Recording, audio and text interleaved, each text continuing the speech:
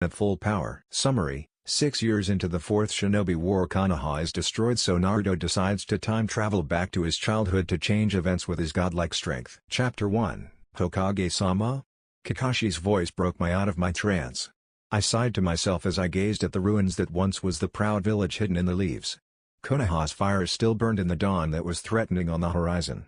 Glancing around the battlefield, my eyes found bodies I had never wanted to see. Ino, Kiba, Bushy Brows, Neji, Tenten, Kuji, even Shikamaru, our best strategist and my longtime friend. I looked back towards Kakashi. He had not changed much since the beginning of the war. His silver hair was still in a disarray, his Sharingan hidden behind his Hittite while the infamous mask remained in place. His green Jounin jacket remained, although torn and bloodstained. Kakashi-sensei, there is no village to defend. We are equals.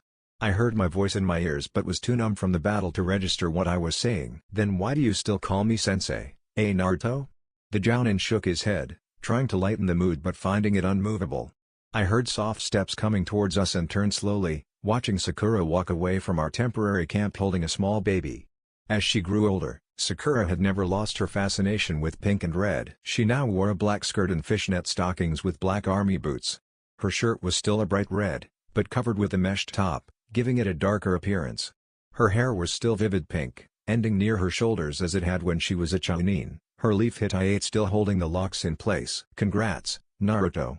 It's a girl, Sakura murmured, trying not to wake the sleeping child, to no avail. The baby opened her pale lavender-gray eyes, displaying the trait made famous by the Hyuga clan, the Kekkai Genkai Byakugan. I smiled seeing her eyes, so similar to her mother's. How is Hinata-chan? She will be fine, Naruto, she just needs rest. It's good that we had some much warning before the attack. If we had been surprised, I'm sure she would have lost the child if not her life. Sakura took a breath and smiled at the little baby still lying in her arms. What are you going to name her, Naruto? Hinata-chan and I were thinking, I mumbled, Kakashi, Sakura, and the world fading away as I focused on the baby girl, my newborn daughter. I smiled. Hana, I need to go check on Hinata, she's pretty exhausted. Sakura all but shoved my daughter into my arms as she spun on her heel and strode back towards the healer's tent. I smiled at my daughter before glancing up towards Kakashi. Hana, eh? Good name, he approved. I smirked lightly at the affectionate light in his eyes. As much as Kakashi could try to pretend he had no emotions, he could not perfect the act. I turned my attention back to the newborn in my arms. Hana had inherited the wild blonde namikaze hair, just like I had from my father. I smiled at the girl. She looked so much like Hinata-chan. Naruto-kun? I heard a faint voice from the other side of the clearing and my head whipped up reflexively. I held the baby close as I ran towards the medical tent. I pushed the fabric aside and let myself inside. Hinata-chan was sitting up on a cot. I walked towards her side with a smile on my face. I'm here, Hinata-chan. How are you feeling? I saw Sakura smile tiredly in the corner of my eye. Better, much better. Thank you again, Sakura-chan. Hinata-chan thanked Sakura wholeheartedly, causing Sakura to blush slightly. That's okay, Hinata-chan. I'm just glad you're okay. I'll need to keep you here for the next few days if we're not attacked again, that is. Hinata nodded quickly and Sakura stretched before saying goodbye and leaving to check on another patient. Did you tell her yet, Naruto-kun? Hinata-chan asked after a long pause. I shook my head before glancing in Sakura's direction. She was smiling over a woman, chatting away as her hands glowed with green light and she healed numerous cuts running along the villager's arms. You're going to have to tell her eventually. Do we? We'll disappear, go back in time and change everything. This world will cease to exist, another future will be born. Hopefully a better one. I shuddered, hoping my words were true. I can't see one much better than this, Naruto-kun. She smiled brightly as she pulled our daughter to her chest. I smiled for a long second. Hopefully next time we can start a family without a war looming above our heads. Besides, if we can stop the Uchiha massacre, Sasuke team won't go looking for Orochimaru. I suppose. When did Kyuubi say we were leaving? Hinata-chan spoke with such confidence, it always amazed me how she used to be such a shy and timid girl. He said as soon as you're ready to leave without raising suspicion.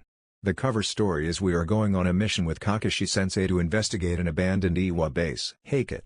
That's not what I said. I told you to drag her. I'm well aware of what you said, Q. I just thought that saying that to a hormonal Hinata-chan would be a very bad idea.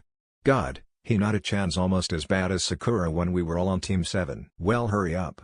I told you and the girl, it would be easier to do this before the invasion got here. Now you've gone and depleted my chakra stores, chakra that just might save your life if something doesn't go exactly to plan. What? There's a chance this won't work? There's a chance everything might not work, Baka. Go talk to your mate, you're annoying me. Love you too, Q. QB muttered something intelligible before he severed the connection. Hinata-chan looked at me with worried eyes. What did Q say? Not much, just that we should have left before the invasion. Same old, same old. He thinks it was a bad idea to wait around and use some of his chakra for the battle. He's just worrying again. You know, Naruto-kun, he is sealed inside of you. It might not be a bad idea to be a little friendly to him. After all, you're the only company he has, whether he wants it or not. I know. Blah, blah, blah, ow. I know what you're thinking, Naruto. I wouldn't do that again, if I were you. Hinata-chan raised her eyebrows, her fist still in the air, waiting to punch me again. I'm sorry. Love you? I asked, uncertain if this was the answer she was looking for. Hinata smiled and lowered her fist back onto her lap. Love you too, Naruto. Okay. You have your instructions and plans if something were to go amiss while we're gone. If that is all, I'd like to get started. Yes, Hokage-sama. The various Jounin and Anbu filed out of my tent just as Temari walked in. Temari, what a surprise. And it was, her leaf hat I ate was held in her fist and her eyes were watering slightly. I sighed, expecting this moment, dreading this moment. You're leaving the leaf, correct? For a moment the woman looked stunned before she recovered and nodded once. Yes, Hokage-sama. It has been too long since I have seen Gaara and Kankuro. I don't even know if... Temari. It's okay, I understand. You can go back to Suna, I wouldn't hold it personally. This isn't your village anymore, now that Shikamaru is now that he's gone. You're free to leave, if anyone asks, you have already gotten my permission. Just before you leave, do one thing for me. Anything. Never call me Hokage-sama. I'm Naruto to you, and Gaara, and every single villager in both Konoha and Suna. It is an empty title now, I'm just another shinobi now. I'm not even sure if Hokage Mountain is still standing, let alone intact. Okay. Naruto. Thank you, Temari. Say hello to Gaara for me? Sure thing. Goodbye, Naruto. I'll see you soon. Temari left with a wave and a small, hopeful, smile. I watched her disappear out of sight before sighing. No, you won't. I stood from my desk and stretched. Looking out of my tent, I saw an Anbu, still guarding the tent. I rolled my eyes, perfectly able of defending myself. I waved him over and instructed him to fetch Kakashi and Hinata. I could feel the Anbu's confusion, even behind his mask. Shino, I know it's you. Just go get them. Hi. He vanished and soon returned with Kakashi, Hinata not far behind. I thanked him and sat back down at my desk, saved from the invasion. I propped my feet up and waited for Kakashi-sensei and Hinata-chan to sit down. I think we should leave today. As expected, the two before burst into questions and complaints on the timing, but I held firm. Listen to me, both of you. If we wait around, there is a chance that Iway will find us and I will need to use more of QB's power to drive them off. If that happens, we will need to wait again till he is at full strength. The time-traveling jutsu is extremely draining, even for a demon like. That's Demon Lord, Kit. Shut up, Q. I know your title. I returned focus to the pair in front of me and flushed just a little, already embarrassed. Kakashi snickered and Hinata-chan smacked him on the arm. I cleared my throat and the two stopped playing around. Come on, I'm going to need both of you uninjured. Hinata-chan, don't beat up Kakashi-sensei. Kakashi-sensei, don't pick a fight you can't win. Back to the plan, we're leaving today, deal with it. If I need to, I will pull rank. I raised an eyebrow, the corners of my mouth twitching into a smile. We go under the ruse of a mission before we mysteriously disappear. The Anbu have instructions, but that shouldn't be needed. Once we're in the past, the future should automatically rewrite itself and this time will disappear. And what's keeping us from disappearing with it? Hinata-chan asked. We are? The way Q explained it, we basically just go back to when we were born, all of our memories and abilities intact, but we will look like normal infants. Kakashi, Q and I will mess with the jutsu a bit so you don't end up having to live your entire life again. Only the time where Hinata-chan and I overlap with yours. Before you ask, you cannot go back to save Obito. I'm sorry, but you're going to need your Sharingan when you're older. As I said, Hinata-chan and I will go back to when we were born. This means that I'll be around a few months before you, but that shouldn't matter much. However, I'm orphaned. So you, Kakashi-sensei, are going to adopt me, whatever the old man says. Just tell him that it's because I'm your sensei's only son or something. He should buy that. After that, we just have to wait to make the right decisions at the right times and hope we don't screw up and end up killing someone important. Like Tsunade-bachan. That would not help anyone. Anything I missed? Yeah. Since when am I adopting you?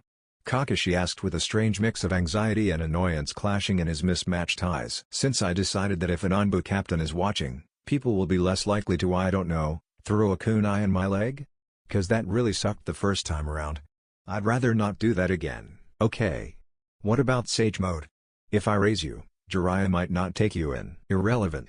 With the Demon Fox summoning scroll, kindly provided by one Kyuubi no Kitsune, I can master Sage Mode in my free time. Something I guess I'll have a lot of when I'm a toddler. Hinata-chan? Any questions? Yeah. Who threw a kunai at you and where? No killing villagers, Hinata-chan. I'm still in charge, I can't let my mate go on angry rampages throughout the camp. Hinata-chan looked a little disappointed, but I didn't buy it. And I mean no. You're no fun, she pouted. And you've been talking to Kyuubi too much, I muttered, glancing at the seal on Hinata's left shoulder. It showed a golden fox with blue eyes standing beside a dark blue vixen with pale gray eyes. I glanced down at my own shoulder, the seal repeated. Okay. I think that's it. Well. No real need to pack, but we should throw something together so we aren't too suspicious looking. My voice drifted off as the three of us stood and began to walk towards the door. Okay. You have your instructions and plans if something were to go amiss while we're gone. If that is all, I'd like to get started. Yes, Hokage-sama. The various Jounin and Anbu filed out of my tent just as Temari walked in. Temari, what a surprise. And it was, her leaf Hittite was held in her fist and her eyes were watering slightly. I sighed, expecting this moment, dreading this moment. You're leaving the leaf, correct? For a moment the woman looked stunned before she recovered and nodded once. Yes, Hokage-sama. It has been too long since I have seen Gaara and Kankuro. I don't even know if. Temari. It's okay, I understand. You can go back to Suna, I wouldn't hold it personally. This isn't your village anymore, now that Shikamaru is now that he's gone. You're free to leave, if anyone asks, you have already gotten my permission. Just before you leave do one thing for me. Anything. Never call me Hokage-sama. I'm Naruto to you, and Gaara, and every single villager in both Konoha and Suna. It is an empty title now, I'm just another shinobi now. I'm not even sure if Hokage Mountain is still standing, let alone intact. Okay. Naruto. Thank you, Temari. Say hello to Gaara for me? Sure thing. Goodbye Naruto. I'll see you soon. Temari left with a wave and a small, hopeful, smile. I watched her disappear out of sight before sighing. No, you won't. I stood from my desk and stretched. Looking out of my tent, I saw an Anbu, still guarding the tent. I rolled my eyes, perfectly able of defending myself. I waved him over and instructed him to fetch Kakashi and Hinata. I could feel the Anbu's confusion, even behind his mask. Shino, I know it's you. Just go get them. Hi. He vanished and soon returned with Kakashi, Hinata not far behind. I thanked him and sat back down at my desk, saved from the invasion. I propped my feet up and waited for Kakashi-sensei and Hinata-chan to sit down. I think we should leave today. As expected, the two before burst into questions and complaints on the timing, but I held firm. Listen to me, both of you. If we wait around, there is a chance that Iwai will find us and I will need to use more of Kyuubi's power to drive them off. If that happens, we will need to wait again till he is at full strength. The time-traveling jutsu is extremely draining, even for a demon like. That's Demon Lord, Kit. Shut up, Q. I know your title. I returned focus to the pair in front of me and flushed just a little, already embarrassed. Kakashi snickered and Hinata-chan smacked him on the arm. I cleared my throat and the two stopped playing around. Come on, I'm going to need both of you uninjured. Hinata-chan, don't beat up Kakashi-sensei. Kakashi-sensei, don't pick a fight you can't win. Back to the plan, we're leaving today, deal with it. If I need to, I will pull rank. I raised an eyebrow, the corners of my mouth twitching into a smile. We go under the ruse of a mission before we mysteriously disappear. The Anbu have instructions, but that shouldn't be needed. Once we're in the past, the future should automatically rewrite itself and this time will disappear. And what's keeping us from disappearing with it? Hinata-chan asked. We are? The way Q explained it, we basically just go back to when we were born, all of our memories and abilities intact but we will look like normal infants. Kakashi, Q and I will mess with the jutsu a bit so you don't end up having to live your entire life again. Only the time where Hinata-chan and I overlap with yours. Before you ask, you cannot go back to save Obito. I'm sorry, but you're going to need your Sharingan when you're older. As I said, Hinata-chan and I will go back to when we were born. This means that I'll be around a few months before you, but that shouldn't matter much. However, I'm orphaned. So you, Kakashi-sensei, are going to adopt me, whatever the old man says. Just tell him that it's because I'm your sensei's only son or something. He should buy that. After that, we just have to wait to make the right decisions at the right times and hope we don't screw up and end up killing someone important. Like Tsunade-bachan. That would not help anyone. Anything I missed? Yeah. Since when am I adopting you?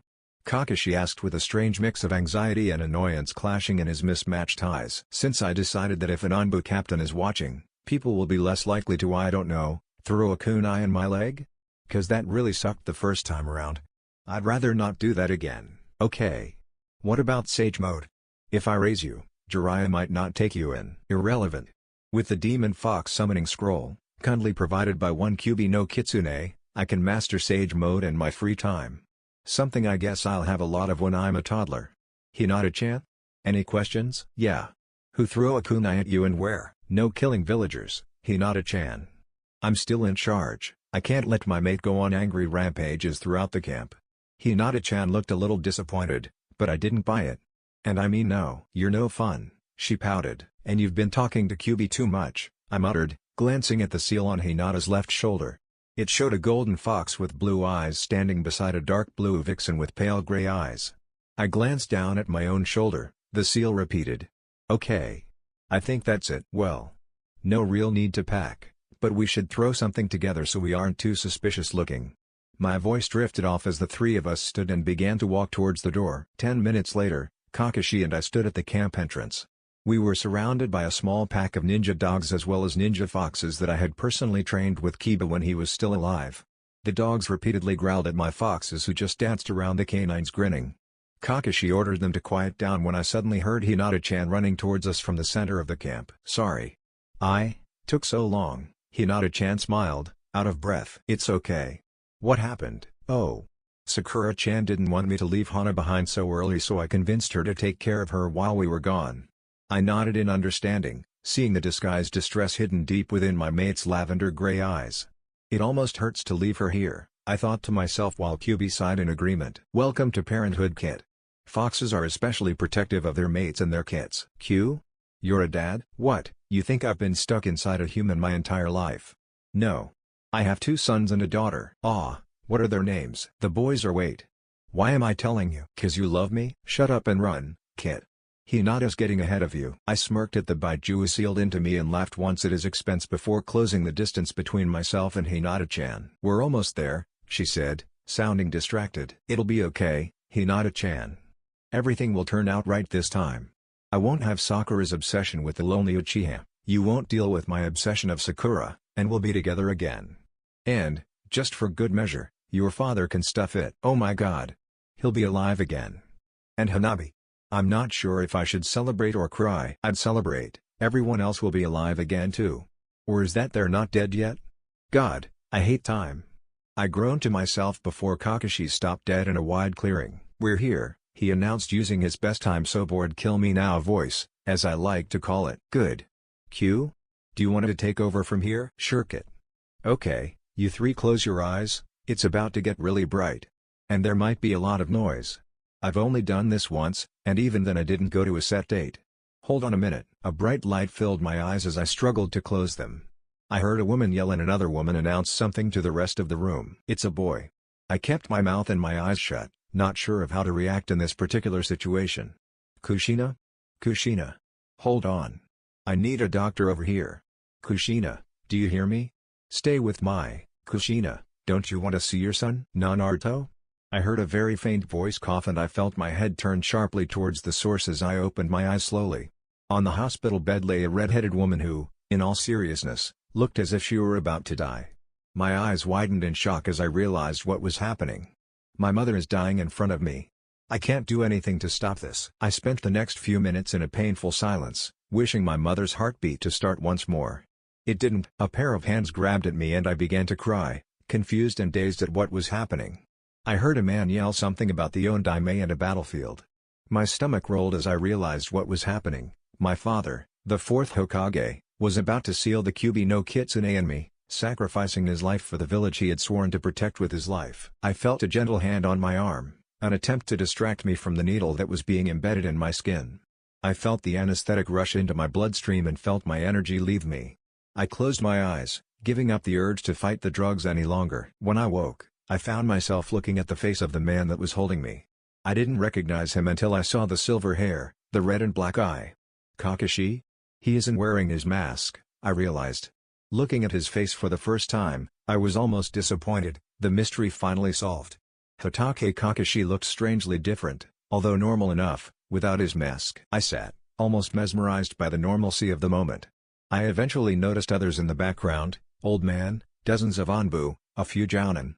I winked subtly at Kakashi and his eyes widened slightly before he relaxed his features into a sad smile. Naruto, the third Hokage said as he began to study me. I reached up a chubby hand and gently smacked Kakashi on the cheek, dying to see his reaction. Some of the crowd smiled but Kakashi's eyes narrowed ever so slightly. I smiled wider and turned to the third. He walked up to me and took me from Kakashi's arms. Playing along, I frowned and gently tugged on the old man's beard. He chuckled but gave me back to Kakashi before looking at the rest of the crowd. Dismissed, he announced, the ninjas disappearing or running off towards various parts of the village. Sarutobi Hokage sighed sadly and turned back to face Kakashi and I. Excuse me sir, but what are you planning to do with Naruto? Kakashi asked while I played along and giggled adorably. Old man smiled tightly and shrugged his shoulders. Honestly? I'm not sure. His wizened face studied mine and I burrowed into Kakashi's arms. He rolled his eyes towards me before glancing up. What if I take him in? It's the least I can do, he's Minato-sensei's son. After all, Kakashi repeated the reasoning I offered him. The third looked between Kakashi and I before sighing. I suppose. It would be a very good move placing him in an orphanage. Too many people saw what happened today and they'll blame him for the fourth's death. Old man shook his head once before slowly walking away, heading back towards the Hokage Tower, leaving Kakashi and myself alone. He took one look at me and his eye twitched. Can you talk yet? He asked, not sure of what my reaction would be. I opened my mouth but found no sound could leave. I shook my head once sadly. How long? I held up 9 fingers, guessing how many months. Kakashi rolled his eyes in exasperation while I smirked. This is going to be fun, I thought, already envisioning Kakashi-sensei trying to figure out baby gibberish. Then again, he'll probably just leave me with a bowl of ramen. Great. I'll be dead by the time Hinata comes around. 1 year later. Naruto. Kakashi-sensei burst through my door, hearing me wake up screaming again. Stupid war. Go away already. Kakashi took one look at me before nodding in understanding. The war? Yeah. Wanna talk about it? Not really. It was just Konoha. I drifted off, not wanting to explain my vivid nightmares. Konoha always burned, in each nightmare I had. Whoever the enemy, they laughed as my home crumbled to ashes. Hey, Naruto? Kakashi called, waving a hand in front of my face. I jerked, broken out of my trance. What was that jutsu you and the Kyuubi used? Yes. Akuma Baijutsu, Jikan no Tenchi. I don't know much about it, only that it is extremely dangerous. The only reason I allowed us to go back was the fact that we had the highest demon lord backing our chakra reserves. Without Q, we definitely would have died. Outside of that danger, it was difficult trying to find ourselves in a set time. We sent ourselves to Mai and Hinata-chan's birthday. Kyuubi ended up 500 million years before he was born, during the demonic world wars. Demonic world wars? Sorry, Kakashi, I don't have time to give you a history. Basically, the demon lords, not the Baiju, they're a different classification, had a fight for dominance until they eventually agreed to disagree, creating a system not unlike our own shinobi government. I summarized, trying to squeeze years of tutelage under Kyuubi into a few sentences. I could tell I failed miserably, however, when Kakashi's eyes clouded with feigned understanding. I'll tell you when you're older. It took me a long time to get it, but I'm older than you are. Physically, yes. However, I also have about 6 billion years of knowledge. Compliments of Kyuubi no Kitsune.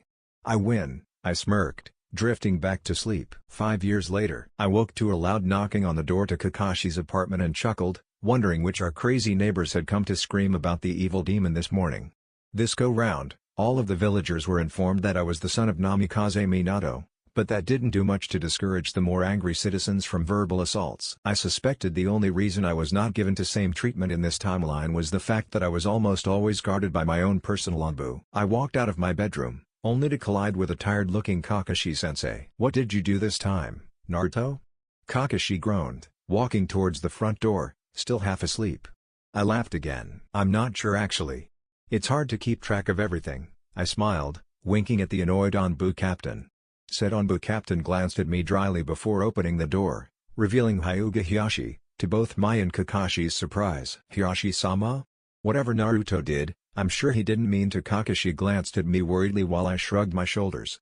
"I don't think I did anything to the Hyugas. Hinata-chan would have killed me." "Quiet. Where is he?" Hiyashi cut him off, sounding angry although that didn't mean much. That man was a tad irritable at his best moments. The happiest I've ever seen him when he was given the approval to place a caged bird seal on Hinata-chan. Thankfully the war took him before it could be placed, but the intent was astounding. The Hyuga stepped past Kakashi into the apartment and narrowed his eyes, spotting me standing in the hallway. The man stared at me a bit longer until I coughed, self-conscious. Hello, Hiyashi-sama. Is something wrong?" I kept my head high but averted my eyes, a pose I knew that Hiyashi preferred to see. He thought to be less than perfect, anything less than a main house Hyuga. "I'm not sure yet." The man narrowed his eyes further, now succeeding in making me nervous. "Was something wrong with Hinata-chan?" "I don't think so, kid. He doesn't smell of worry and, at this point in her life, Hinata's father still likes her." "True. Then what's going on?" "My daughter, Hinata-sama, seems to have taken a liking to you. She wants you to attend her birthday party tonight at the Hyuga compound." Hiyashi spoke as if each word caused him physical pain. I smiled mentally, good thinking Hinata-chan, before nodding. "I'd be honored." I smiled briefly, trying to look grateful. "I suppose I succeeded." Hiyashi scoffed and agreed before leaving in a huff. "Well," Kakashi began as soon as the door closed shut, "I guess that is how you officially meet Hinata." "Better than last time. She was getting beat up by a couple of guys for being a Hyuga. I helped her out, got beaten up, and left by the branch member that came looking for Hinata-chan." I shrugged, glad I didn't have to go through that experience again. To think, I couldn't even create a simple clone. I turned to go back into my room to change into day clothes when Kakashi stopped next to me. "How can you live in there? Your room's a mess," Kakashi said. "It's no worse than your own," I shot back, glancing around at the discarded clothing, kunai, scrolls, and old ramen cups that littered the floor of my room. "You're not leaving this apartment until you clean your room." "Ooh, getting domestic on me, Kakashi?" "Shut up and clean, Naruto. Or did you forget that Sasuke's coming over when you get back from Hinata's party?" "Really? Great, I did forget. Meeting little Sasuke team for the first time, and I completely forget about it. Classic me, eh?" "Yeah, it is. Don't forget that he isn't a team yet. He is 6 years old. We have another 2 years to gain evidence and present our case to the third before this gets out of hand. If you are friends with Sasuke, I doubt Sarutobi would approve in order to slaughter both him and his family." Okay, I get it. Now I gotta get cleaning," I mumbled, pushing Kakashi out of my doorway. "No shadow clones." "No deal," I smirked. Kage Bunshine no Jutsu. A cloud of smoke rose from the ground and I was suddenly faced with 4 exact copies of me. "Okay, I know none of us want to do this, but we gotta get Sasuke team on our side before he has another option. So, WHO's with me?" 3 of my clones agreed, the 4th began to argue. I pick up a kunai off of my floor and threw it at him, hitting his heart. "Oi! What was that?" The shadow clone evaporated into air while the rest of us began to work. Kakashi, who was waiting on the other side of the door, smiled and walked away to get his room cleaned up a bit. Or not. Candles flickered happily against the twilight sky. The Hyuga compound was bustling with a quiet excitement in preparation for the heir to the clan head's 6th birthday. Branch and main house members alike were chatting amongst themselves, although the branch members were more open towards the others.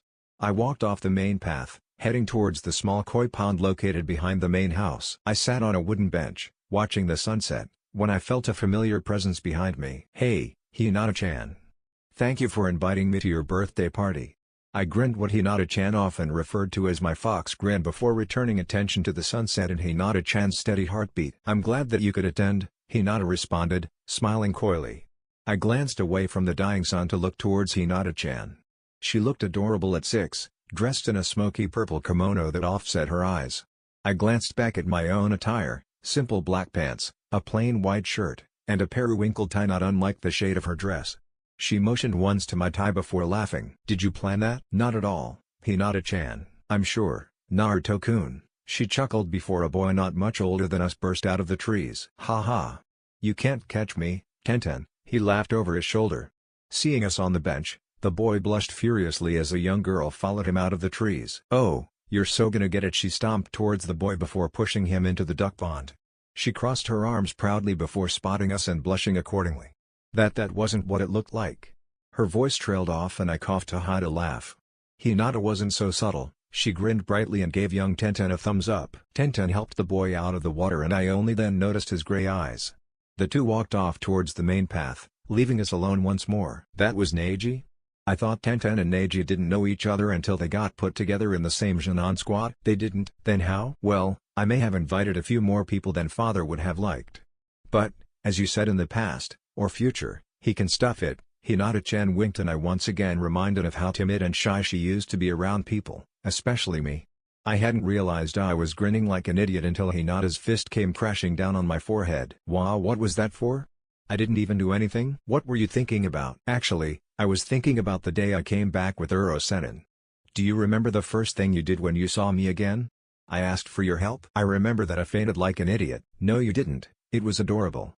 I was just too stupid to realize it. Yeah, between Sakura and Sasuke, I just can't get a break, can I? Well, it's a good thing we're not like that. Wait, what? Sasuke? What about that? Snake. As I remember you've kissed that snake not once but twice. God, you weren't even assigned to that mission. Where did you hear about that, Sakura? Sasuke was ranting about you again and she came to vent to me, about you of course. I groaned and held my head in my hands, already more embarrassed than I wanted to be in a single night. Hinata-chan giggled at my expression, increasing in volume as time dragged on for me at least. A branch member soon came to find us and we were forced to end our reminiscing in favor of cake and presents that would only appease children. When the party finally ended, it was almost midnight. I got up to leave but Hinata-chan grabbed my arm and pulled me back into my seat at her left. Didn't I tell you? Kakashi was sent on a recon mission. He won't be back for a few days and, in the meantime, you'll be staying with me, she whispered, surprising me. But I didn't pack, I muttered back. Maybe Sakura was right. You aren't exactly the smartest, Hinata mused while I could feel my face flush. Oh well, you're cute. But really, think. This is the Hyuga compound. Think of how many branch families we have. I'm sure someone has a boy your age with something you could wear. Besides, we can swing by Kakashi's place tomorrow to pick up some of your stuff. Good plan, I yawned. So, where am I sleeping? Hinata chuckled in a slightly evil way, dark enough to make me regret asking. Well, Tenten wanted an opportunity to see Neji in makeup, so we're having a sleepover in the main house. You and Neji will sleep in the living room while Tenten and I get my room down the hall. Hina-chan, I know my way around your house, you don't have to explain the layout. I'm not Shikamaru, but I'm not that stupid, I whined, 6-year-old instinct kicking in. Hinata-chan just chuckled and grabbed my wrist, pulling me into the house. Naruto-kun. Wake up Naruto, Hinata spoke over me as I felt her shake my arm. Hina-chan. It's too early. Go back to sleep, I mumbled groggily, not wanting to wake up but already conscious. I felt sun on my face and immediately threw my arm over my eyes, not wanting to be blinded. I yanked my arm away from Hinata-chan and she fell back, surprised by my sudden movement. I felt my body move on its own accord, rushing to Hinata-chan before she hit the tatami mat. Are you okay, Hinata-chan? I'm sorry, I apologized before I felt her laugh in my arms. I'm fine, I always am, she assured me before glancing to the doorway, bringing my attention to a furious-looking Hyuga Hiyashi. I gulped convulsively as Hinata-chan grinned evilly. You aren't, she smirked lightly as she got to her feet gracefully before she stepped close to her father. Ah, Naruto. You're awake I see, hi she choked out, trying to remain polite, if only to uphold his reputation. Hi, Hiyashi-sama. Thank you for letting me stay the night. I appreciate it, I thanked the man, trying to keep the sarcasm out of my voice. I could tell that I had done a poor job however. Hinata coughed to hide a smile and Hiyashi's featureless eyes narrowed ever so slightly. Consider it a favor I owed your father. Hiyashi spun on his heel and strode out the room, ending the conversation and leaving Hina-chan and I looking surprised at his remark. Hinata-chan turned to me with questions in her lavender eyes. I shrugged them off and glanced around the room. The Hyuga living room was a mess, evidence from our sleepover with Neji and Tenten. I looked to Neji, still asleep on the couch, and winced. The boy resembled the future Kazekage's brother, Kankuro. His face was mercilessly drawn on by none other than Tenten, the future weapons mistress of the Leaf. I glanced in the china cabinet and my mouth fell open in horror. There, in thick black marker, were the words Naruto Law of Hina-chan across my forehead. I struggled to make words, my young instincts kicking in as my body went on shutdown. Wow, and but, is it? I found my sentences incoherent, even for a 6-year-old, so I turned to Hinata-chan, who grimaced obligingly. Sorry, Naruto-kun. I couldn't stop Tenten. I was only going to use lipstick. She felt like using permanent marker. At least you don't have it on your arms too. I couldn't stop Ten-chan with Neji-san. Hinata glanced back at her cousin, a quiet regret in her eyes. I walked closer to Neji, wanting to see the damage for myself. Writing traveled up and down his arms and face, the print surprisingly legible for a 6-year-old's hand. There were many variations of the message, but it all boiled down that Neji Law of Ten-chan. I winced sympathetically before turning to Hinata-chan. That's in marker, isn't it? I'm afraid so. Ten-chan's lucky Neji didn't wake up yet. He's going to freak out. Hinata drifted off as Tenten appeared staggering in the doorway. Hina-sama, why are up and Naruto-san up so early? She whined. I glanced out of the window to watch the sun just starting to appear over Hokage Mountain. I felt the familiar moment of confusion staring at the monument, only seeing 4 instead of 6. It isn't that early, Tenten. I live with an Anbu captain. This is nothing. I kept a yawn from my retort as Tenten glanced guiltily over at Neji. Oops, the girl said, glancing at his skin. Oops is right, Hina-chan smirked. Especially because Naruto-kun and I are going out for ramen now. Have fun explaining that to Neji-san. She held back an evil chuckle as she grabbed my wrist and pulled me out of the door. Wait, Hina-chan. I'm not even dressed yet, I shouted towards the Hyuga heiress, my words falling on deaf ears. Too bad. I'd rather not be here when Neji-kun wakes up.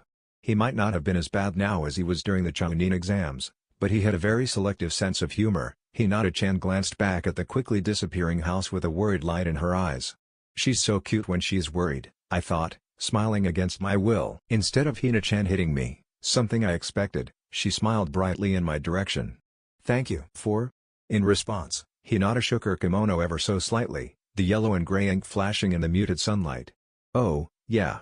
I forgot about that, again, I added mentally. I thought back to the countless times that Tattoo Seal had come in handy. During each and every battle, Hina-chan and I were able to read each other's thoughts and emotions, allowing us to work in harmony much smoother than the enemy had expected.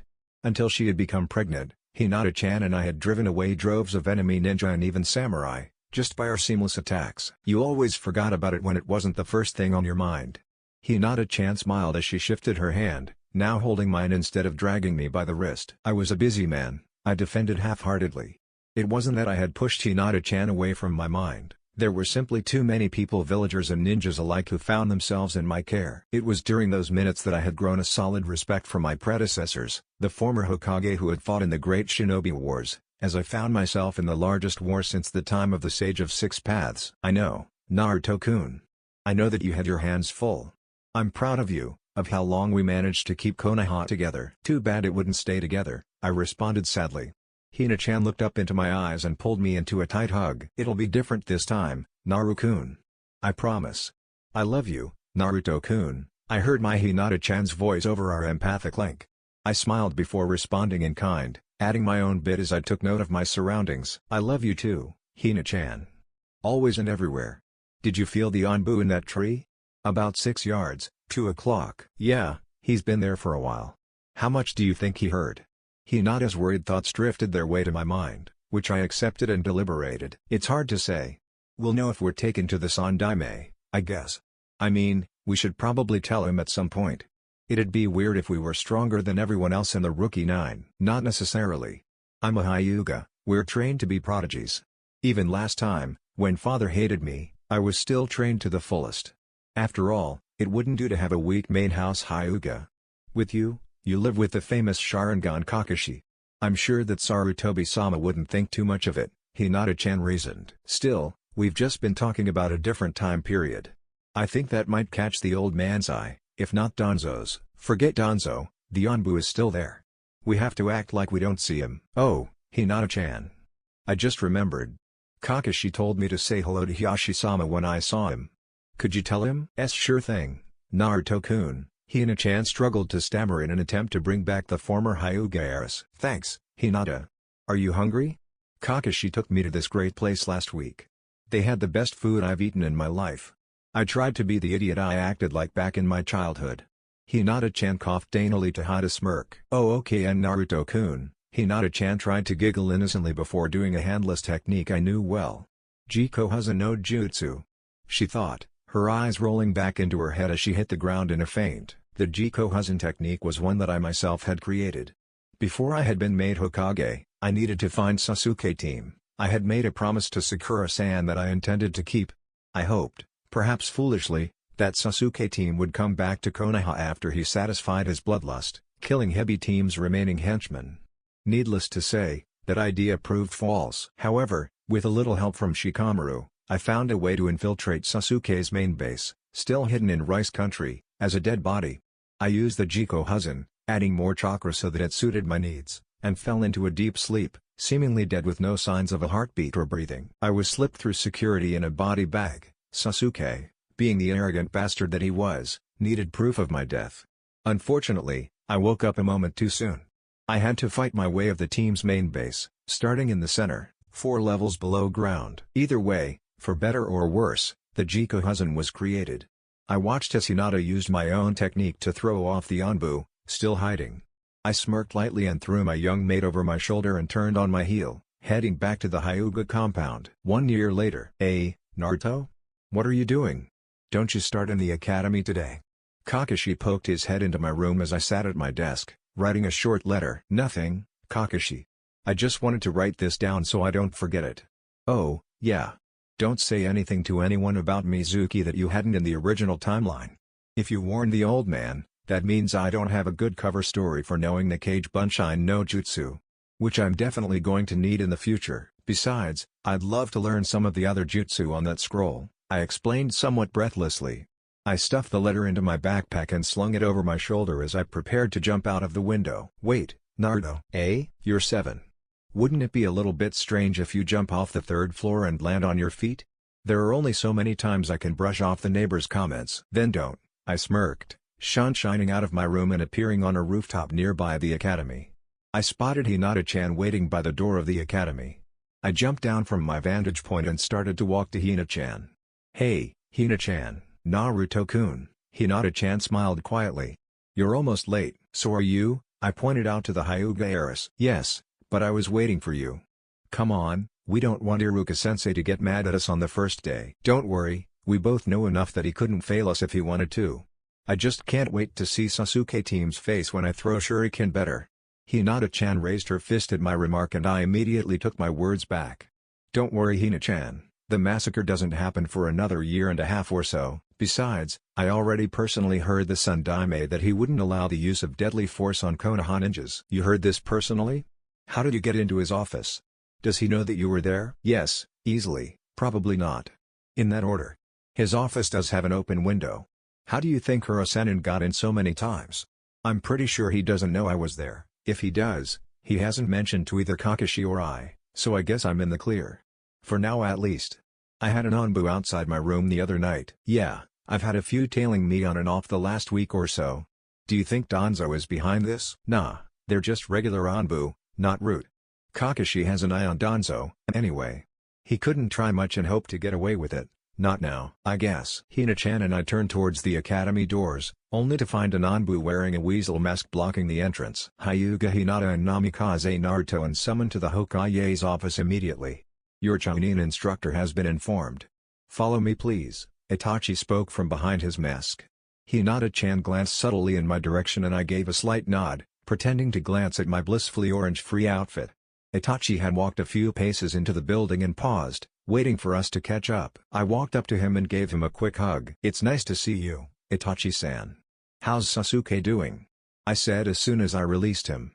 The older ninja seemed surprised, hesitating under his mask. I gave him some time to compose himself as I dragged Hina-chan towards Sarutobio-jisen's office. The Uchiha collected himself and caught up just as I reached my fist to the door, ready to knock. Come in, a voice called before I could alert my presence.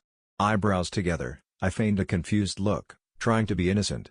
I couldn't glance at Hinata-chan, her thoughts were in line with mine, trying not to laugh in our current situation.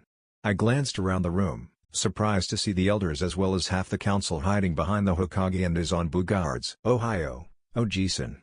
I smiled, jogging towards the desk.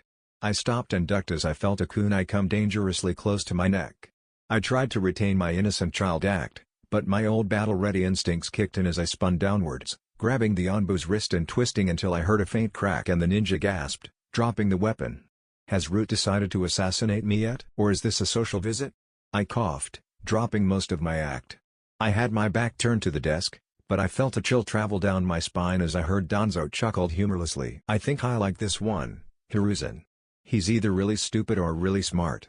Either way, with a few years I'm sure we could. Naruto is not a weapon, Danzo. I said no.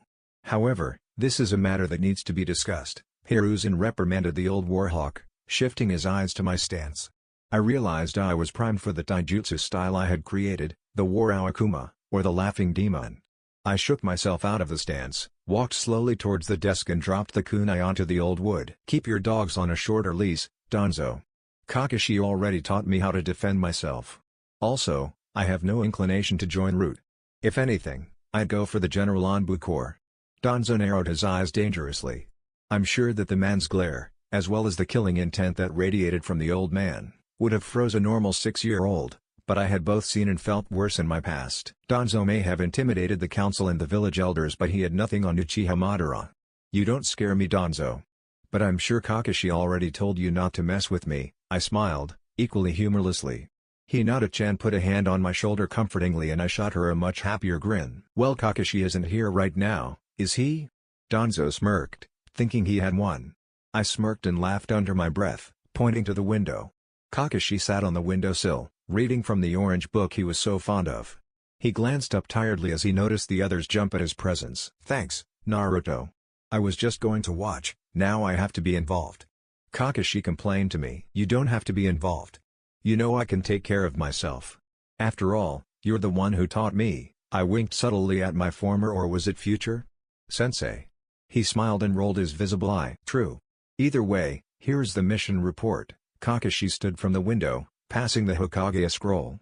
You sure you're fine, Naruto? I nodded, rolling my eyes. Kakashi chuckled and raised his hand in farewell. Johnny, he waved to the crowd gathered in the office.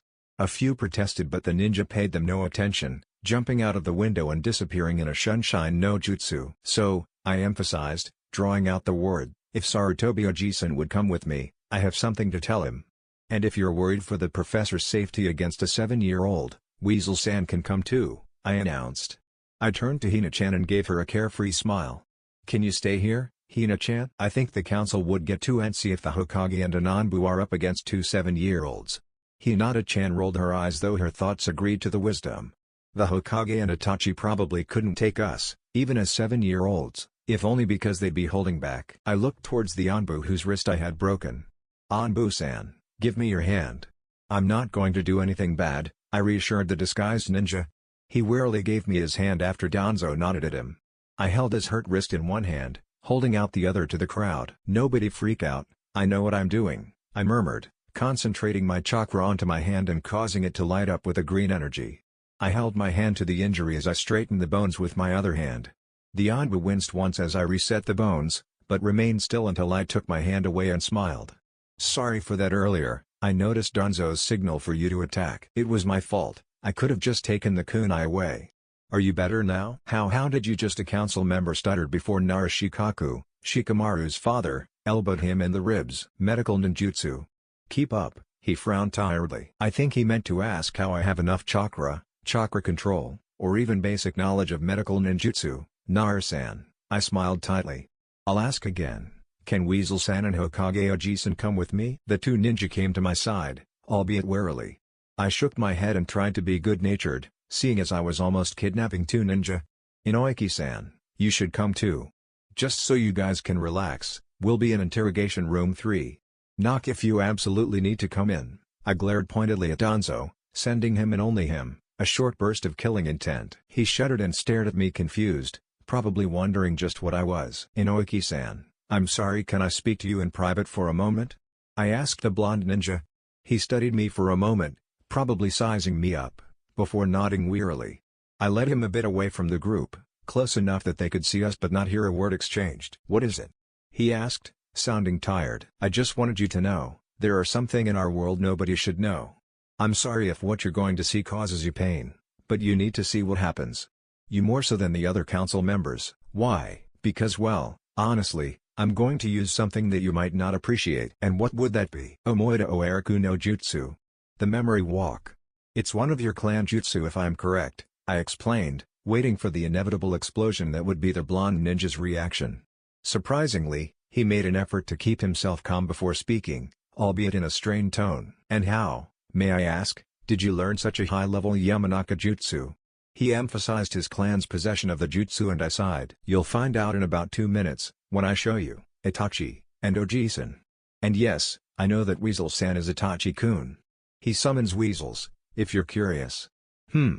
We should get back to the others," I mused, grabbing Inoiki's wrist and dragging him gently towards the current Hokage. "All done. Now, I have some explaining to do, don't I?" I smiled for a moment, feigning excitement. My smile faltered as I remembered Madara disguised as Toby playing the same card against us so many times.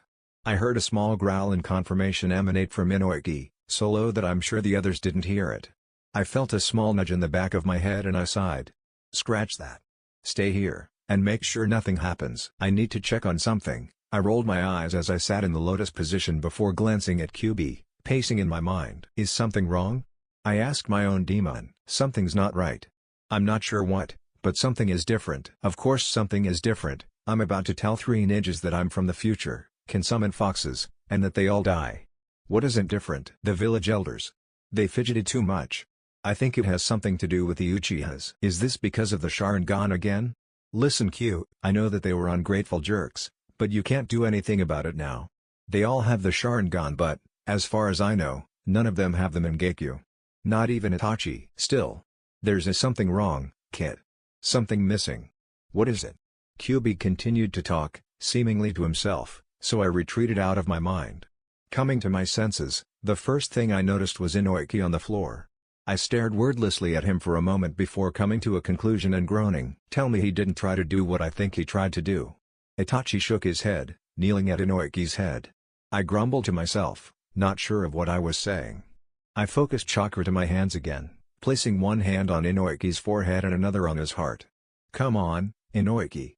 Wake up," I muttered, sending the chakra out of my fingers and into Inoiki's motionless form. He jerked away, knocking me down.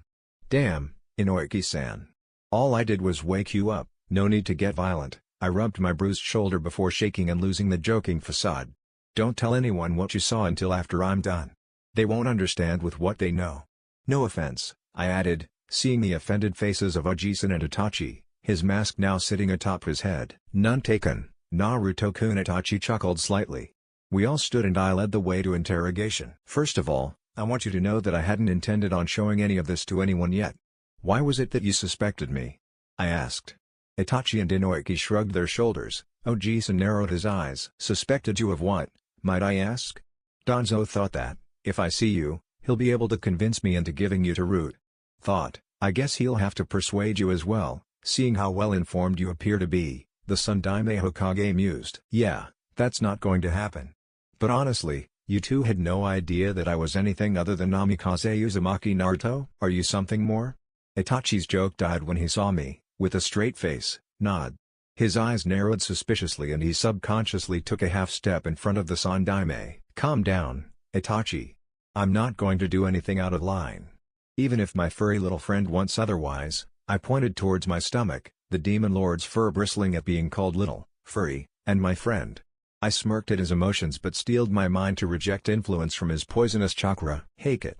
That poisonous chakra saved your ass more time than you can count.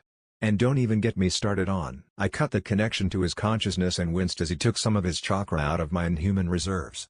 "Is that necessary?" I asked, trying to re-establish the link. Q rejected the contact and shut himself away in the recesses of my mind. "Naruto? Naruto?" a voice called. I jumped, leaving my mindscape. "Sorry about that." QB wanted a chat.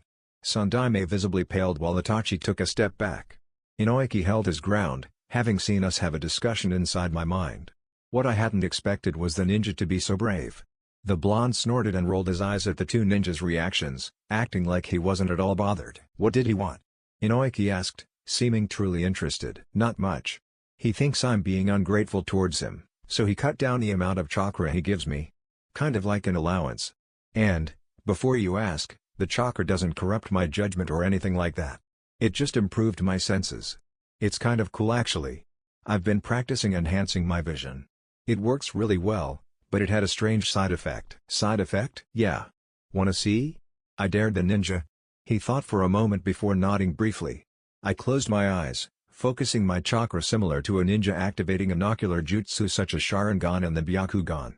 When I opened them, I knew that my eyes were now a fiery red and my pupils were but slits. I glanced towards Itachi and Sandaime, allowing them to see my red eyes. See, I call them demon eyes, for more or less obvious reasons. "What do they do?" Oji-san asked curiously. "Well, I'm pretty sure it's going to become a bloodline limit like the Sharingan and the Byakugan, so I'm only going to tell you the basics. There are two forms. This one is phase 1, called Akuma no Mi, Demon Eyes. It enhances my vision and also allows me to see chakra in all 361 of your tenketsu.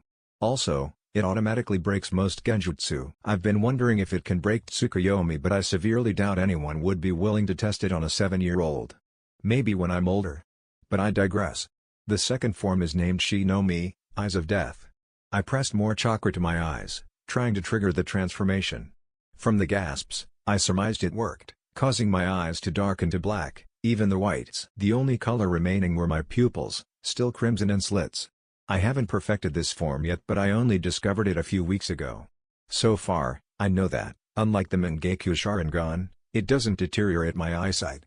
I can cast a powerful genjutsu, though I haven't done it outside of training with Kakashi, and, seeing as he isn't hospitalized, I can control it easily. It seems to do everything that the first form does, but, other than that, I'm not completely sure of this stage's capabilities, but don't worry. I'm not going to use it against the village or any of you. I'm not nearly as sadistic as Kyubi wants me to be. I finished, letting the chakra recede from my eyes, which reverted to the natural blue. Itachi seemed a little uneasy hearing of an ocular jutsu that could beat the Mangekyo Sharingan, but he remained silent.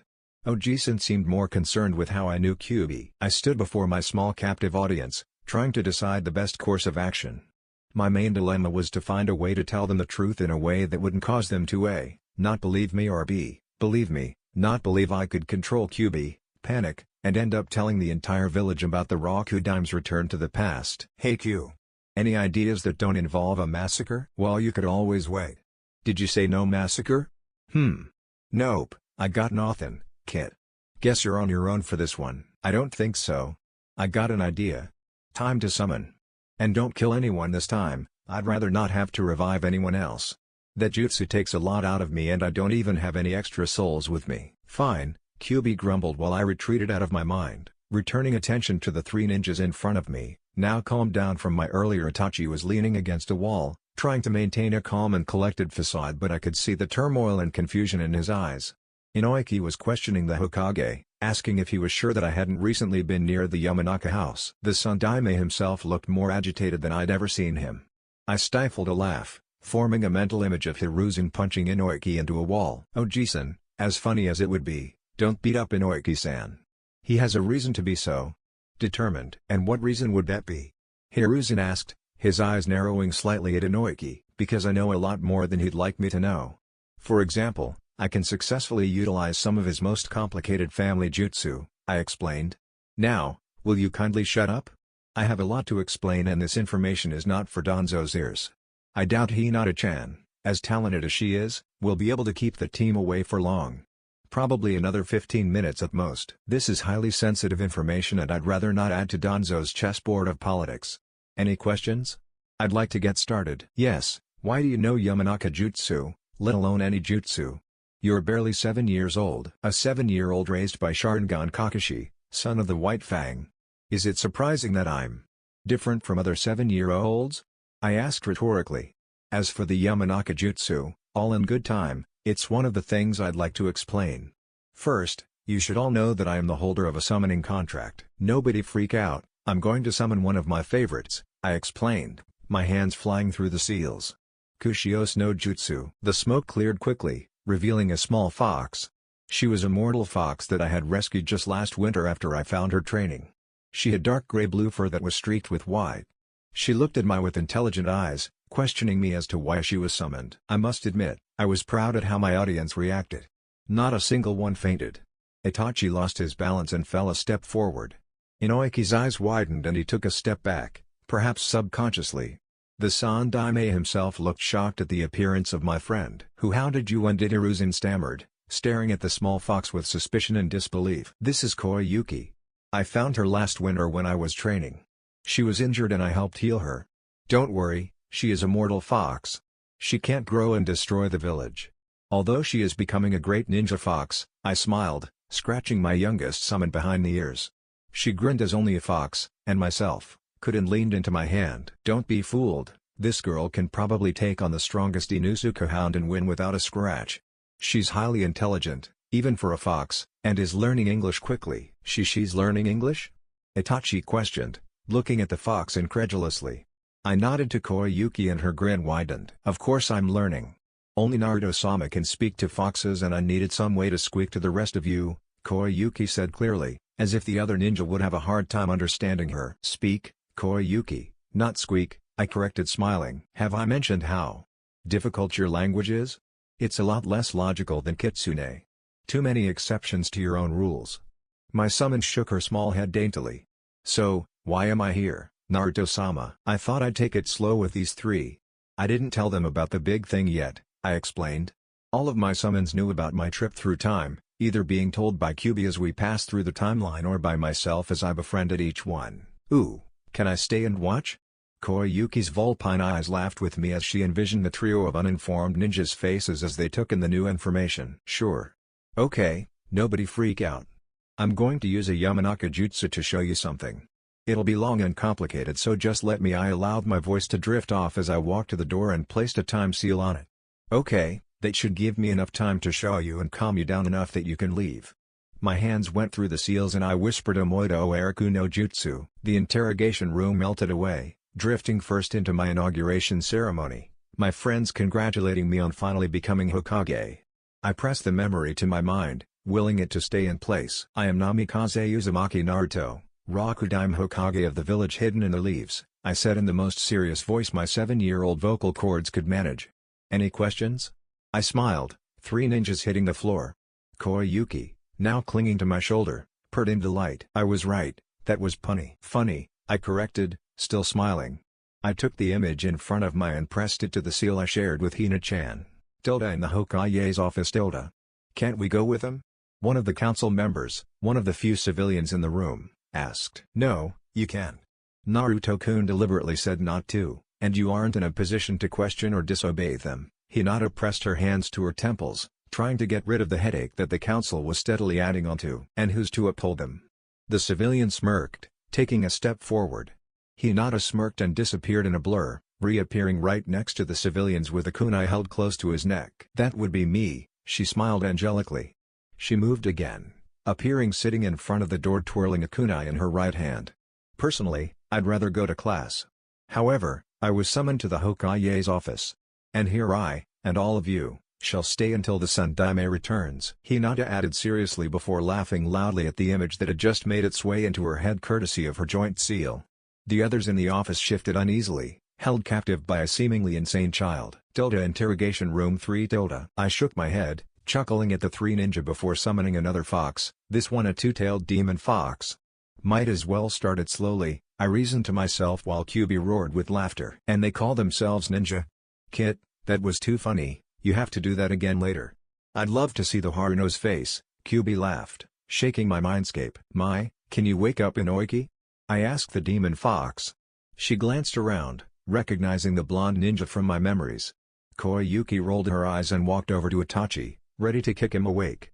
Koyuki, please don't hurt him too much. He isn't the same person anymore. And get ready for him to pass out again. I chuckled, walking over to the Sandaime. A shout and a short scuffle later, I glance over my shoulder to find Inoiki pinned down by Mai. I smiled before walking to Hiruzen. Oh Jisun! Oh Jisun! Oh Jisun! I shouted, beginning to lose patience. I checked his pulse, just to be sure. Sandaime was by no standards young. I smirked before shaking the man awake. He jumped, startled. "Wah, it's okay Oji-san. It's just me." Naruto. "Yep, Rakudaime at your service," I mumbled, helping the Sundaime to his feet. Koyuki was now licking Itachi's face, trying to wake him. You can get off of Inoiki now. I'm sure he's calm enough." "If you say so, Naruto-sama."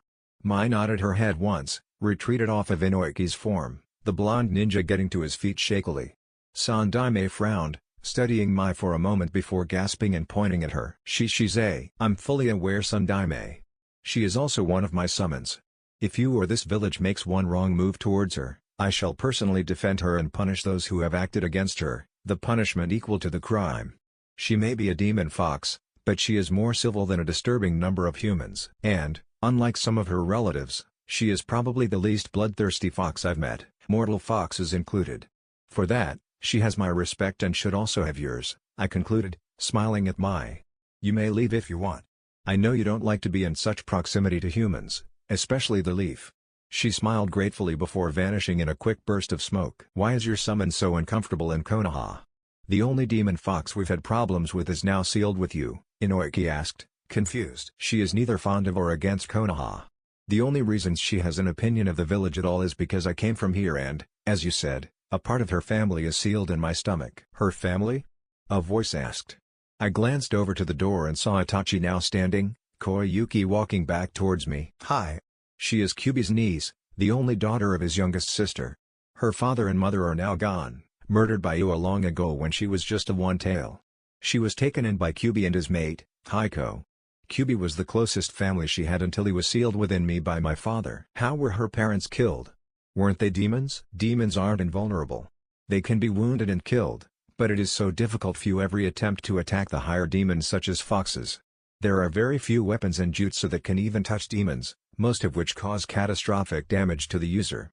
Just look at my father, he was killed and Kyubi was trapped within a human vessel. If I had been killed before my 3rd birthday, Kyubi would have been freed to the world once more." "So that's why Kakashi trained you from such a young age," Inoiki mused. "Not exactly. After I had gotten the demon summoning contract from Kyubi, I trained by myself. Remember that I'm not 7 years old. Before Kyubi and I went back in time, I was 23. All I had to do was retrain my body to be able to do things that my older self could do, such as Sage Mode." "You can do Sage Mode? Already?" Hiruzen asked, his eyes nearly bulging out of his head. I sighed. "Oh yeah, I forgot to tell you that part. In my time, we had the Neo Sannin.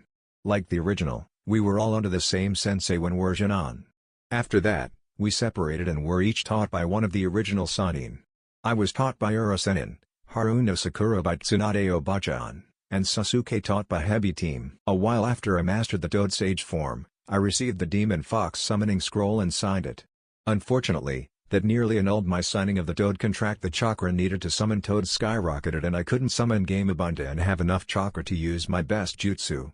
I had to relearn Sage Mode from the Demon Foxes, who had a completely different method. It was a pain, but in the Demon Fox Sage Mode, I could better utilize more of Kyubi's chakra without it taking over. I could control about 7 tails before the chakra was too influential and I couldn't determine friend from foe. Back then, I couldn't go past 3 tails. 4 or more and I was gone. I remember once, during a fight with Orochimaru team, I took too much chakra and hurt Sakura. I let the information absorb for a while before I prepared for the memory walk again. I was about to go through the seals again when Hiruzen looked up at me. "You said that you were the Rakudaime. What happened to me and the Godaime?" I'll put it bluntly, you were killed by Orochimaru team during my Chunin exams. He posed as the Kazekage and invaded Konoha allied with Suna. I defeated Gaara, the Shukaku's vessel, and Orochimaru fled after you sealed his arms away. The sealing cost you your life and Orochimaru team took another body, replacing his arms. Don't worry about Suna, we're really good allies and the Kazekage was one of my best friends. The Godaime was Senju Tsunade. After you died, Uro-Sennin was offered the position but declined it in favor for travel. The two of us left Konoha for a while and found Tsunade and Shizune in a gambling town. She came back with us after a bet and a fight and became Hokage. What happened to Tsunade? Sandaime asked, worry in his eyes for his old student. She got old. We were invaded again when I was 16. She used up too much chakra and fell into a coma. She woke up later, but Danzo had already taken over. After Danzo was killed by Sasuke, I was declared Hokage in the middle of the Fourth Great Shinobi War. Sounds like we missed a lot, then. Not missed. None of it happened yet. However, I know what your clan is planning, Itachi. It would be wise to convince them against it. The thing Danzo is planning is one of the main reasons Sasuke left Konoha to become a missing nin and join Orochimaru and Madara. What is he? Inoiki began. Omoida oeraku no jutsu, I shouted.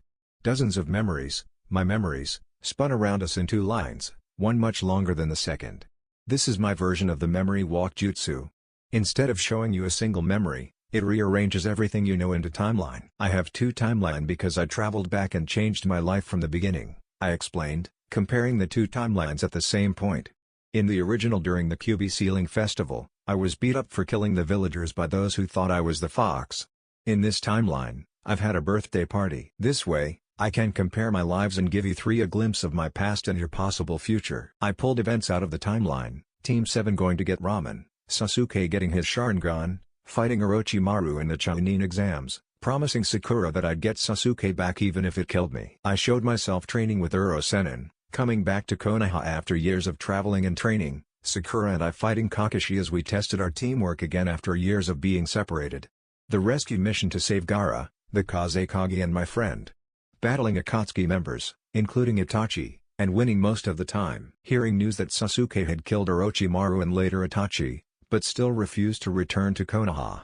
I showed scenes from my battle with Pain, where I was ready to die if it meant preventing more death and destruction to my home, up to the point where I was talking with Nagato, then crying over his and Jiraiya's death, when I swore to erase hatred from our world. More recent battles, fighting alongside Gaara as we attacked armies single-handedly, both of us desperate to prevent our friends from dying. I showed myself being taught various jutsu from my friends, Sakura's medical ninjutsu, Kiba's tracking techniques, Ino's family jutsu, and struggling to hold on to shadows under Shikamaru's tutelage. Finally, I showed the final battle in Konoha, in which we fell. We had rumors of a possible attack that I acted on, saving as many villagers and shinobi as I could.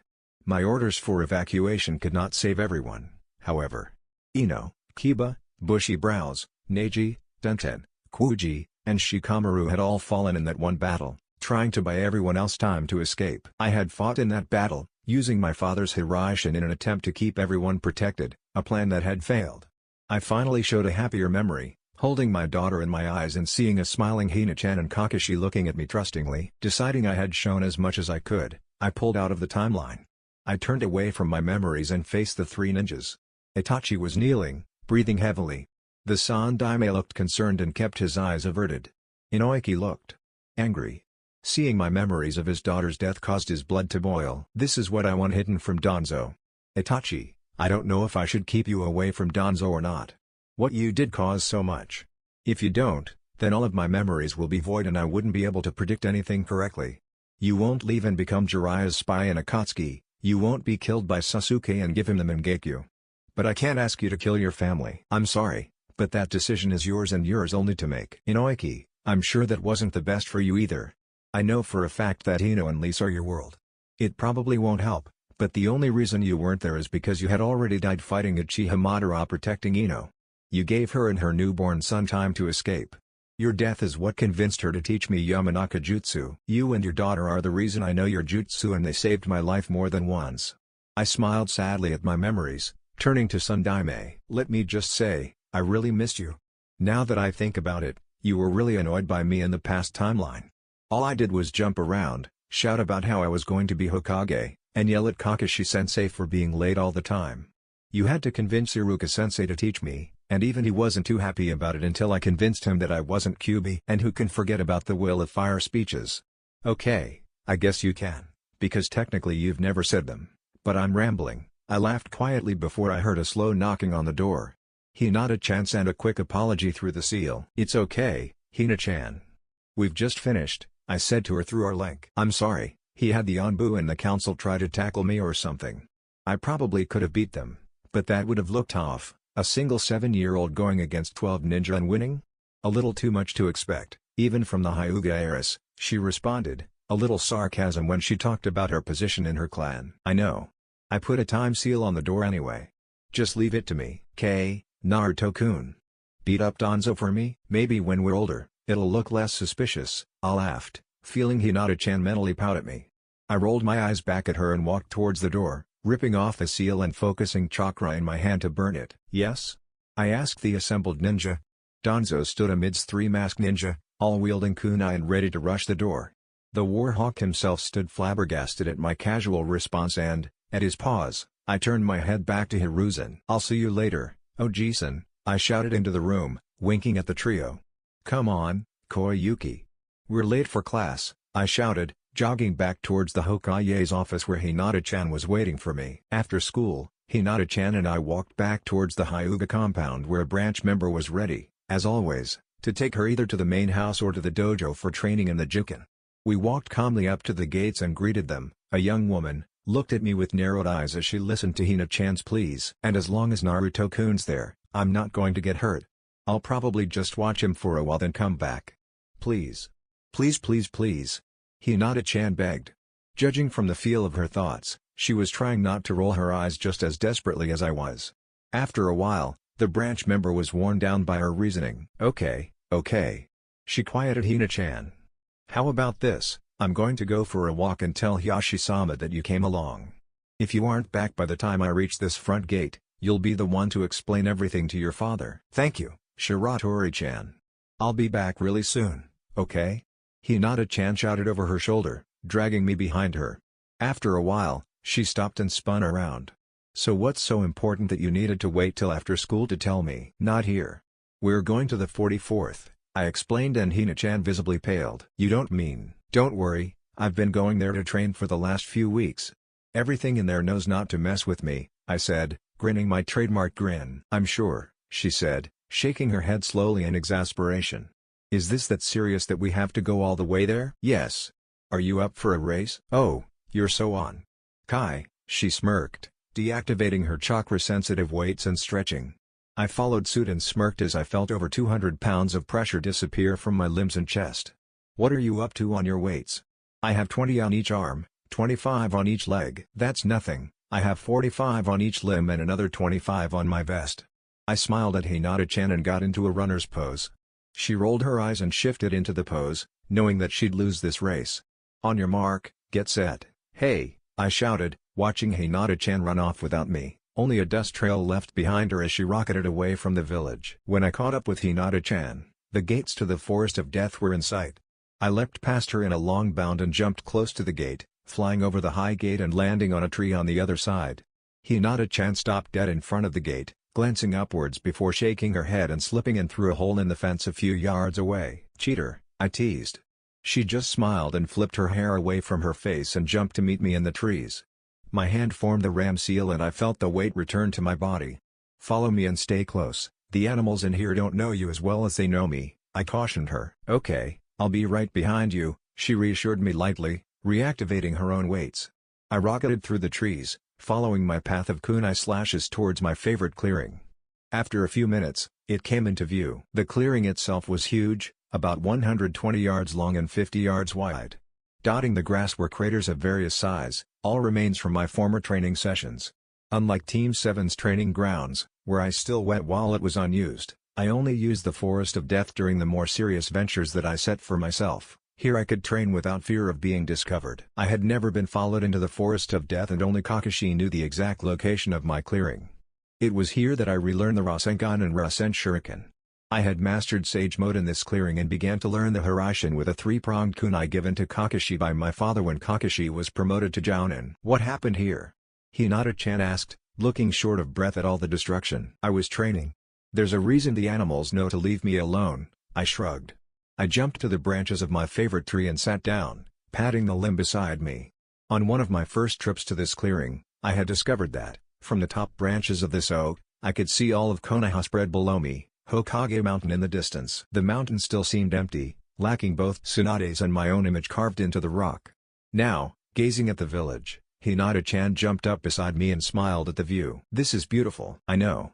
You'd never think that one of the best views of Konoha is from the Forest of Death." Anko-chan would feel scandalized, I chuckled, remembering the eccentric purple-haired Kunoichi. Hinata-chan laughed, leaning against my arm. We sat, enjoying the view and each other's presence until I cleared my throat. "I'm leaving the village for a few years." I winced, feeling Hinata-chan's sense of betrayal from our link. "What? Why?" Did something happen? No, nothing at all. I need to get away from the village for just a while. I need to start some rumors and re-establish my spy network. I'm going to leave a Nico Bunshine behind that will go to the academy while I'm gone, but I need to go before too long. Can I come too? I'd love it if you could, but I don't see how. You have your Hyuga training to do and I'm not sure even a Nico Bunshine could survive a Jukin training spar. I think we'll have to be apart for a while. I felt Hinata-chan's feelings, sharper than any words, stab my heart. All I could do was try to defend my reasons and hide my own feelings about my leaving as I pulled her into a hug. Don't worry Hinata-chan, I'll be back soon. It'll be just like when I left with Uro-senin. You didn't like it then but you still let me leave. And I won't be gone for as long this time. If all goes to plan, I should be back in just over a year. That's not too bad, is it? I comforted my Hina-chan. She shook her head against my shoulder and sniffed once. I have something to give you, I said quietly, not wanting to startle her. 2 things actually. Only one of them is really for me, I guess. Hinata-chan looked up, meeting my blue eyes with her lavender. What is it? She asked, shifting her weight away from mine and allowing me to stand. I reached into my school bag and took out a scroll. I opened the scroll and bit my thumb before smearing the blood onto the large seal on the paper. Another, larger, scroll appeared. The outside of the scroll was etched with dark red and purple flames originating from each horizontal edge. I opened the scroll, revealing my name and my handprint written in blood below a heading that stated, Demon Fox Summoners. I held the scroll open to my mate. This is technically from QB. He said that you deserve to summon foxes and I agree completely. The choice is yours, though. If you sign this contract, then you'll have your own pack.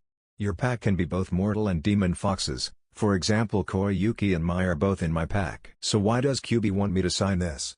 Not that I'm ungrateful or anything, but I am a little confused. He wants to keep it in the family, I mumbled, my 7-year-old face flushing. Hinata brightened and bit her thumb, reaching for the scroll. I held it open and she signing her name Namikaze Hinata. I rolled my eyes but she didn't seem too concerned. It's still my last name, time travel or no. Besides, QB knows who I am, I don't think he'll mind, especially if he wants the scroll to stay in the family. Hinata-chan defended her reasoning. I didn't say anything, Hina-chan. Anything to not get hit again, I thought to myself before wincing, watching Hinata raised her fist threateningly. What was that, Naruto-kun? She asked in her sweetest, yet strangely evil, voice. My eyes widened ever so slightly. The armies of Iwa? Bring it on, they're no problem to the one and only Rakudime Hokage. Hinata-chan's fist? Now I'm scared. Hey, Kit. You're so whipped. QB laughed at my expense, reveling in my terror. Shut up Q. That just means that your vessel is whipped. You sure know how to pick I smirked back at him, knowing that would rub him the wrong way. We continued to joke around back and forth until my instincts warned me that something was quickly approaching my head. I tried to duck but I was too slow, I rolled too far and fell out of the tree. Glancing up, I saw Hinata-chan smirking at the treetop. I guess you don't want your present, I goaded the Hyuga heiress. Her eyes, shining with momentary joy, met mine before she leapt off of the tree, did a double front flip, and landed at the base of the tree trunk in a crouch. You know, I remember when you could barely talk in front of me. And I remember when you kissed Sasuke and got beat up by a crowd of fangirls. What did you get me? She pressed. I groaned. Somehow, she always found a way to bring up that memory, a memory I'd rather crumple into a ball, set on fire, and laugh maniacally to the sky as it burned. I reached into one of my pockets, grasping a small box.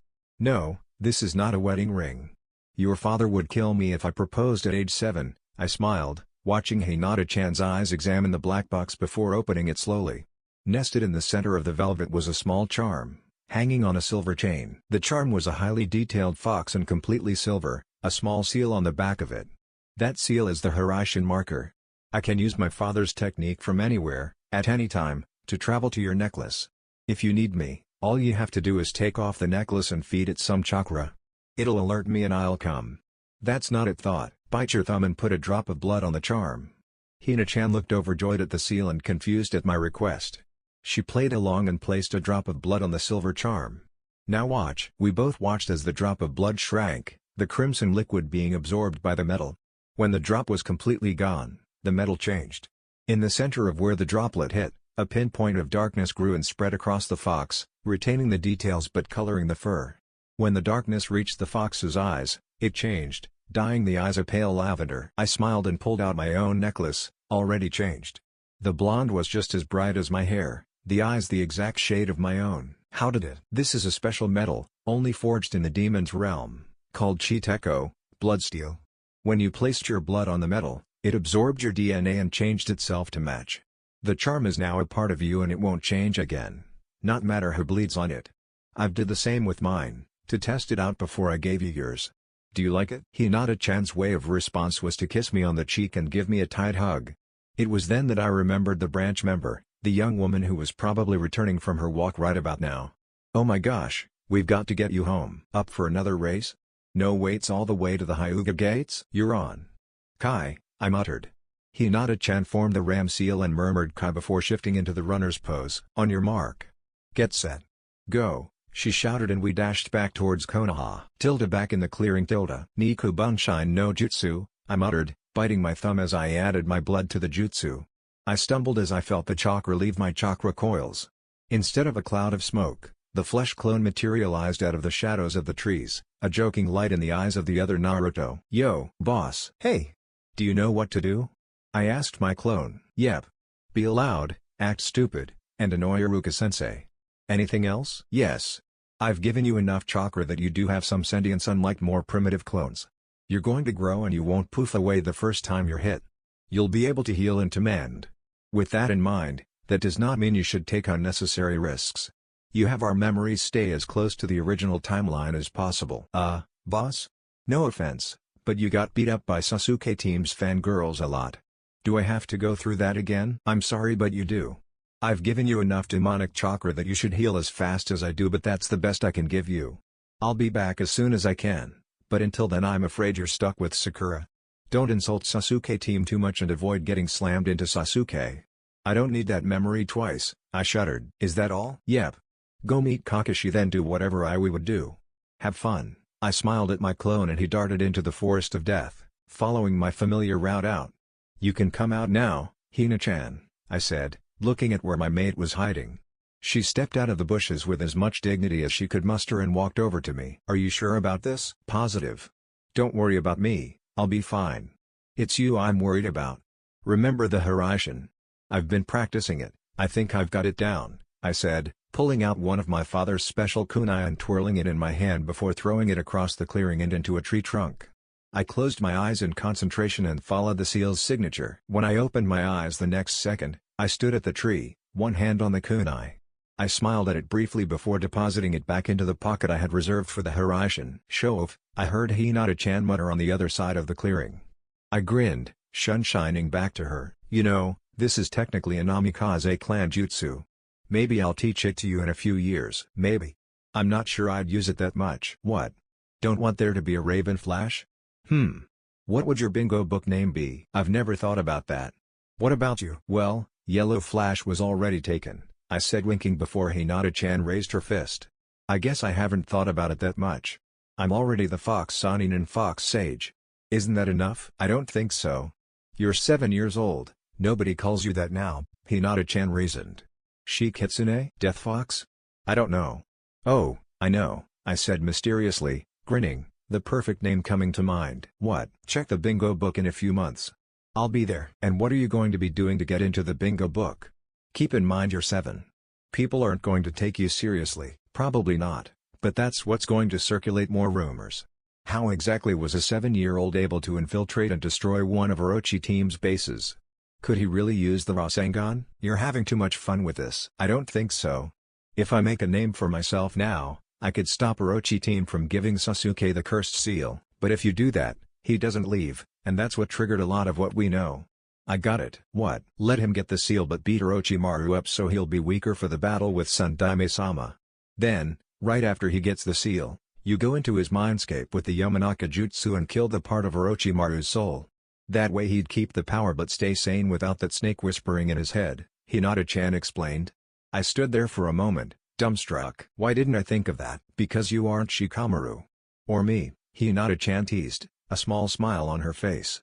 The smile fell into a frown as I picked up my backpack off of the ground. Are you sure about this? I'm positive. I've already made the flesh clone and he has his instructions. I'll be back and no one will be the wiser. Hina-chan smiled sadly and raised a hand to her necklace. Remember, give it chakra and Elno. I'll be there. I promise. I gave her a tight hug before I looked into the forest, the opposite direction from Konoha. I guess you should get going, Hinata-chan sniffed. I'll be back as soon as I can. I even put a Hiraishin seal in my room in Kakashi's apartment so I could get back that much faster. Well, wait, are you waiting for? Get going, Fox, Hinata-chan laughed, wiping her watery eyes. I'll see you later, Vixen, I grinned before shining into the forest. Glancing back, I saw Hina-chan wipe her eyes before smiling and waving in my direction. You're so whipped. Shut up, Q. I'm going into sage mode. I need to be in Suna as fast as possible, I said, getting into the lotus position. I felt QB shrink back in my mind, allowing me to fully relax and sense the nature chakra around me. I absorbed as much as my body could balance and opened my eyes. Sage mode for the demon fox sage was a strange thing. Unlike the other sage forms, such as Toad, I didn't remain humanoid. Instead of gaining a few attributes of a fox, I completely turned into one, a blonde fox with blue eyes just a shade darker than my own. This form was my trump card. Not many ninjas know how to attack a fox. I glanced behind me and saw 5 tails slashing the air behind me. If I had eyebrows, they would have been raised. Hey Q, didn't I have 3 tails last time I went into sage mode? Yeah, but then you trained your ass off. Congrats, you're a 5-tail. That was good enough to be in my honor guard. Do you feel honored? You, the all-powerful QB no Yoko, had an honor guard? For what, tea parties? Kit, he growled warningly. That guard were my personal soldiers, don't disrespect them. They're like what's-his-name's ninjas. Danzo? Root? I'd call them more puppets than soldiers. What's the difference? And shouldn't you be running? Something about saving the Shukaku kid? Damn, I almost forgot. I pressed my paws to the ground before leaping to the treetops. I forgot how fast this form is, I said, running over the quickly disappearing trees. You're just lucky you spent all that time practicing it. I remember when you just learned this form and you kept running into trees. QB laughed, his chuckle booming in my ears. I ignored my old friend as the terrain shifted into a grassy plain riddled with boulders. I stopped for the night when I could see the desert on the horizon. I shifted out of sage form, stretching painfully as my bones and muscles grew and shrank into my natural human form. I quickly made 2 shadow clones, one to hunt and another to help me set up camp and gather firewood. The clones darted into the tall grass, ready to complete their assigned chore while I reached into my backpack and brought out one of my scrolls. I undid the seal on the paper and began to set up the tent. When the tent was set up and my belongings safely put away, I heard my clones returning. Report? I asked, wondering if there was anything out of the ordinary. There wasn't much out there, my hunting clone said, holding up a dead rabbit. There were a few Konoha plowing through the woods, scaring everything else away. I assume they were on their way to Suna, judging from the direction they were running. They're taking a less direct route around the majority of the desert, so we should be fine. They didn't have a tracker with them. Good, I said quietly, taking the rabbit as my other clone placed the drywood at distance from my tent. Anything out of the norm on your end? Nope. Just the average plains animals. No summons that I detected or any ninjas hiding around, I said. Light the fire. When 2 clones had reported, they disappeared in a puff of smoke. I started cooking the rabbit over the fire when an idea popped into my head. Kushios no Jutsu. Hey, Naruto-sama. What is it this time? Where are you? My youngest summons asked me. Hello Koyuki. I was wondering if you'd like to join me. This is the Suna/Konoha border. I'm going to visit an old friend. Which one? Tamari-chan? Koyuki's eyes lit up. Strangely, she had enjoyed hearing about the sand ninja. She seemed to share a kinship of sorts with the blonde Kunoichi. No, her younger brother, Gaara. The redhead? Shukaku's vessel? Yes. I've been working on a seal to strengthen Gaara's original seal. When he was younger, the old raccoon drove him nearly insane. It was only after I beat him up at the Chunin exams that he calmed down. Sure, I'll come. Who knows? I might get to meet Tamari-chan. You will. She was very protective about her brothers. Just remember that nothing you know about happened yet. She's just a kid. And try not to talk until I tell you it's okay. I'd rather not scare them off. Their father should still be Kazekage. Deal. Are you going to eat that? Koyuki asked, staring hungrily at the finished rabbit. I laughed and took it off the fire before splitting the meat evenly between us. We sat in front of the fire for a while longer, just talking and joking around. When I got tired, Koyuki agreed to keep watch and I fell asleep in my tent, watching Koyuki's shadow pace the camp before sitting in front of my tent. I watched, hidden under a genjutsu, as Sabaku no Gaara, age 6, stood at his window, looking out the village that hated him for something and everything that was out of his control. I stood frozen, for just a moment, staring at the younger Gaara. He looked different but I couldn't place what was out of place. I shook my head once, running through the Yamanaka seals, whispering Odayakana Shinryaku no Jutsu as I prepared to enter his mindscape. Glancing at the busy streets, he felt a wave of envy greet him before it was warded off by anger. How could they be so happy? What makes them so different from me? He thought to himself. You are nothing like them, a voice whispered in his head. You are better than them, those fools should be praising you, not treating you like filth. What should I do, mother? I'm so alone. He sat at his bed, his head hanging in his small hands. You're never alone. I'm always here. And one day you shall have your revenge. You shall force them to repay every pain you've suffered. When, mother? I'm not strong enough. Soon, child. I will make you stronger. All you need to do is stop listening to Shukaku, Gaara. Everything your mother has said is a lie. He wants to make you strong so that you can crush those who have mistreated you. I want to make you strong to protect your precious people, I told him clearly. Gaara's head shot up and lost focus slightly, drifting over my genjutsu, before refocusing. Who are you? I'm like you. I was alone, I was hated by everyone. But you need to listen to me. I'll show you how I made them accept me. You can stop hurting people you hate and start protecting the ones who love you. No one loves me, Gaara insisted to the mysterious voice in his mind. My voice? Temari. Kankuro. They love you. Even now, when you only destroy, they will still protect you at any cost. You are family, their little brother. Who are you? I've told you. I'm like you. Gaara jumped at my voice, no longer in his head. I removed the genjutsu from my hiding spot and appeared in the windowsill. Kyotsune, at your service. The redhead's eyes went wide at the sight of me before rolling back in his head.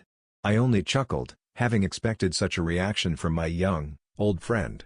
My eyes narrowed ever so slightly as I learned what was off about his appearance. The kanji for love was completely absent from his features. His uncle hadn't tried to kill him yet. Perhaps I should have come a little later. That's a turning point in his life. I was about to take a step closer to him when a shadow appeared over the doorway and I heard a voice. Glancing over, I recognized the spiky blonde hair and the large fan. She couldn't have been more than 9 years old, but the blonde was definitely Sabaku no Temari. I stifled a smile at seeing her again. What are you doing here? What did you do to Gaara? She asked, trying to sound threatening, but even I could hear the fear and anxiety in her voice. I kept my voice low, knowing that I'd rather not hurt Temari. Not to mention Koyuki would attack me. I came here to visit your youngest brother. Don't worry, I haven't done anything. He was just a little surprised at seeing me. Why did you come here? What do you want? Temari demanded, holding her kunai at an awkward angle. I sighed. You're holding the kunai wrong. If you keep it like that, your hand is going to cramp up and you'll drop the kunai, I coached. I'm only here because I know what's been happening to your little brother and I can help him. Help him? You're younger than I am. And I'm the son of the Yondaime Hokage. I've mastered 2 of his original jutsu, the Rasengan and the famous Hiraishin, which earned him the name Konoha's Yellow Flash. I've been living with an Anbu captain all my life and have a summoning contract. I know what I'm doing, I insisted, resisting the urge to roll my eyes at the fiery kunoichi. I knew Temari, if I stepped out of line, the first thing she'd do was hit me. Temari punches almost as hard as Hinata-chan. Okay, you have my attention. What do you want to do? All I wanted to do was place this seal over the seal holding Shukaku captive. It will strengthen the seal and keep the Ichibi out of his head.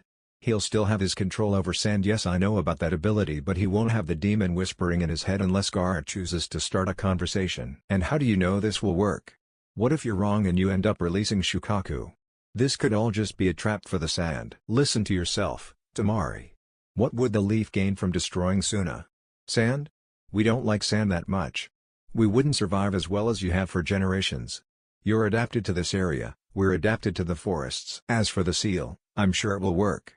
I've already used it, I said, opening my vest and sending chakra to my seal, making both layers of ink appear.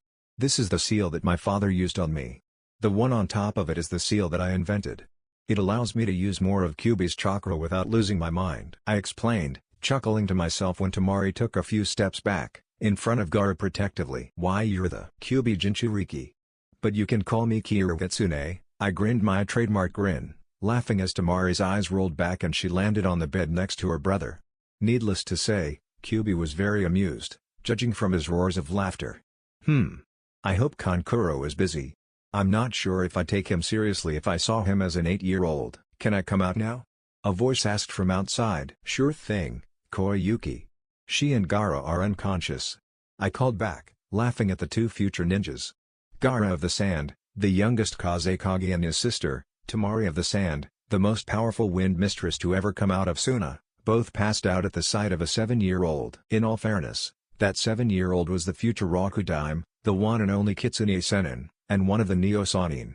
Don't hit me, Koyuki. She only passed out when she figured out that I'm Kyuubi's Jinchuriki. I wasn't going to hit you. Probably, she countered playfully. You know, you really are like Temari. Hit first, ask questions later. And you both can use wind nature chakra. Koyuki jumped onto the bed and began licking Temari awake. Temari shifted in her sleep before slowly opening her eyes to Koyuki's gentlest smile. Her mouth moved soundlessly and I leapt forward, picking Koyuki up gently and placing her on my shoulder, keeping a hand on Temari's mouth to prevent her from screaming. Calm down, it's okay. She is one of my summons. She's not going to bite you or anything, I calmed the younger Temari. Her wide eyes eventually narrowed and she bit my hand. Ow. Was that really necessary? I thought so, she bristled. So you summon foxes now? I told you I had a summoning contract. You never asked which one. This is Koyuki. She's one of my favorites, I said, scratching Koyuki behind the eyes. She purred loudly and leaned into my hand, playing cute for Temari. It worked. Temari's eyes softened watching the young vixen, her features moving into a soft smile. Do you want to hold her? Really? Temari asked, smiling shyly at Koyuki. I glanced at Koyuki and she nodded. I nodded in return and gently placed the dark fox in Temari's arms. I think she likes you, I mentally smirked, watching Koyuki stretch in Temari's arms, letting her reach her belly. The vixen purred loudly and licked Temari's hand, who laughed under her breath. Kushios no Jutsu, I bit my thumb and touched the ground, causing a puff of smoke to rise up. The smoke parted to reveal a small tan fox with large ears. She lifted her chocolate eyes to meet mine and I nodded swiftly. Please wake up Gaara, Nico. Be gentle. He's had a strange day so far. Nico nodded her head and shook her sandy fur before jumping onto the bed and walking to Gaara. She began to purr loudly and rubbed her head against his cheek. The redhead chuckled and woke up slowly, opening his eyes to see my tan fox, specially trained in sand nature chakra, purring against his cheek. He must have sensed his kinship with the fox's chakra, immediately reaching out a hand to pet Nico. So you're finally up, a voice said, making Temari freeze. The future Kunoichi stiffly looked at the blue-gray fox still in her arms. Koyuki's eyes met mine, sending me a silent apology for blowing her cover already. What's your name again? She asked me. Kirigitsune. Namikaze Uzumaki Naruto. Okay, Naruto. Did your fox just talk? Yes. She's been trying to learn English so she can communicate with humans. And why can your fox speak English? First, her name is Koyuki. You've probably heard of other summons talking, why should foxes be any different? I retorted. Temari seemed at a loss for words for a moment before returning her hand to Koyuki, scratching behind her ears, just like I did. Can you talk too? Gaara asked Nico shyly, who shook her head sadly. While Koyuki is my youngest summon, Nico is one of my most recent. I rescued Koyuki when I was training in the middle of a snowstorm last winter. That, and her chakra affinity, ice, is why I named her Koyuki, Powder Snow. I met Nico on my way here actually. I had just entered the desert and found Nico, dehydrated and wounded, under a sand dune. I gave her some water and healed her wounds and she agreed to be one of my summons.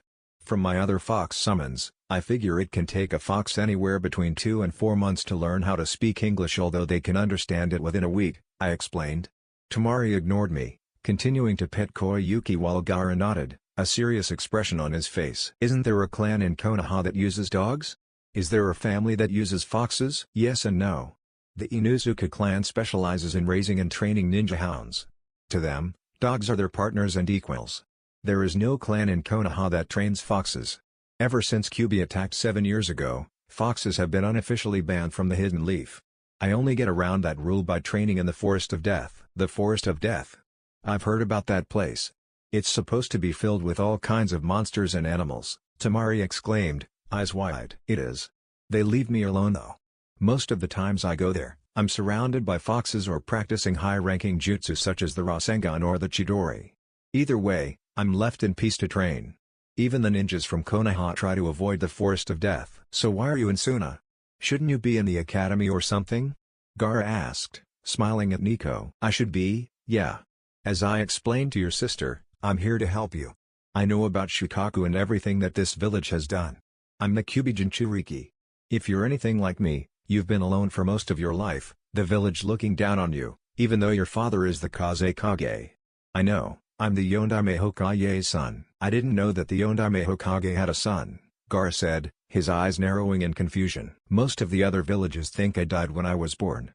My father made a lot of enemies in the Third Great Shinobi War. Iwa, for example, would be happy to try and capture me as payment for all the devastation my father caused to their people. Oh. So why are you in Suna? I don't think you answered. I didn't, you're right. I'm here to help you. I know your pesky Ichibi friend has been talking to you and I can help you make him shut up. I created a seal to help contain a Baiju's conscious. It will still be there but the entity, in your case Shukaku, will be kept more distanced from your own mind. I already used the seal on myself. At this moment, I could talk to Kyuubi and he can talk back to me but he can't do anything more than that. He has no control on anything but the amount of his chakra he adds to my reserves. For example, if I give you this seal, you will keep your ability to control sand. Also, if you get on really good terms with Shukaku, he might even give you the Demon Raccoon summoning contract. It does exist, I've even signed the Demon Fox contract. Really? Gaara asked, his eyes wide as he tried to process all of the information I was feeding him. Can I see? I suppose, if you really want. Stay still and try not to faint again. I'm going to summon a four-tailed fox. Kushios no Jutsu, Zoran. Naruto-sama. A large blue-black fox appeared in a poof of smoke, sounding a little surprised at its summoning. Is something the matter? Not at all, Zoran-san. I thought you might want to meet Shukaku-san's vessel, Sabaku no Gaara. Gaara, this is Zoran, my guard's second lieutenant. I introduced the two, watching as they studied each other.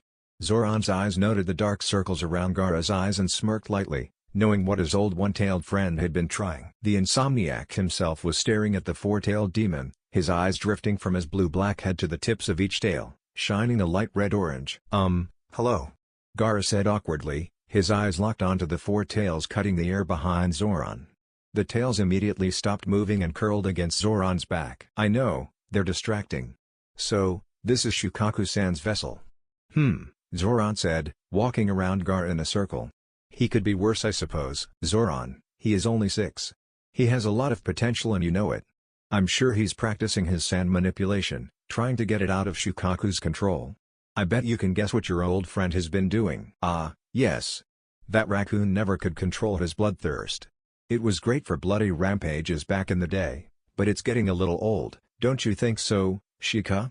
Zoran asked Gaara, looking him in the eyes. I don't know what you're. Zoran, it's been a long time, old friend, Shukaku said inside Gaara's head. Just a second, Zoran grinned, placing the tip of one of his tails on Gaara's forehead. Try saying something, Shika. I forgot that trick actually works, Zoran.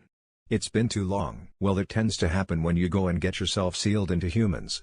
They don't let you have any fun. At least Naruto-sama is civil to Kyuubi-sama. But enough about the Kyoritsune. What's this I hear about you? Giving this Gaara boy some trouble, are we? It's not my fault. The boy's uninteresting. I have to take over and kill the assassins his team of a father sends his way. The boy's too weak to take a life without me, Shukaku complained. Come on, Shukaku. You're a big demon. Instead of haunting Gaara, why don't you make him stronger, train him? Just look at Q and I.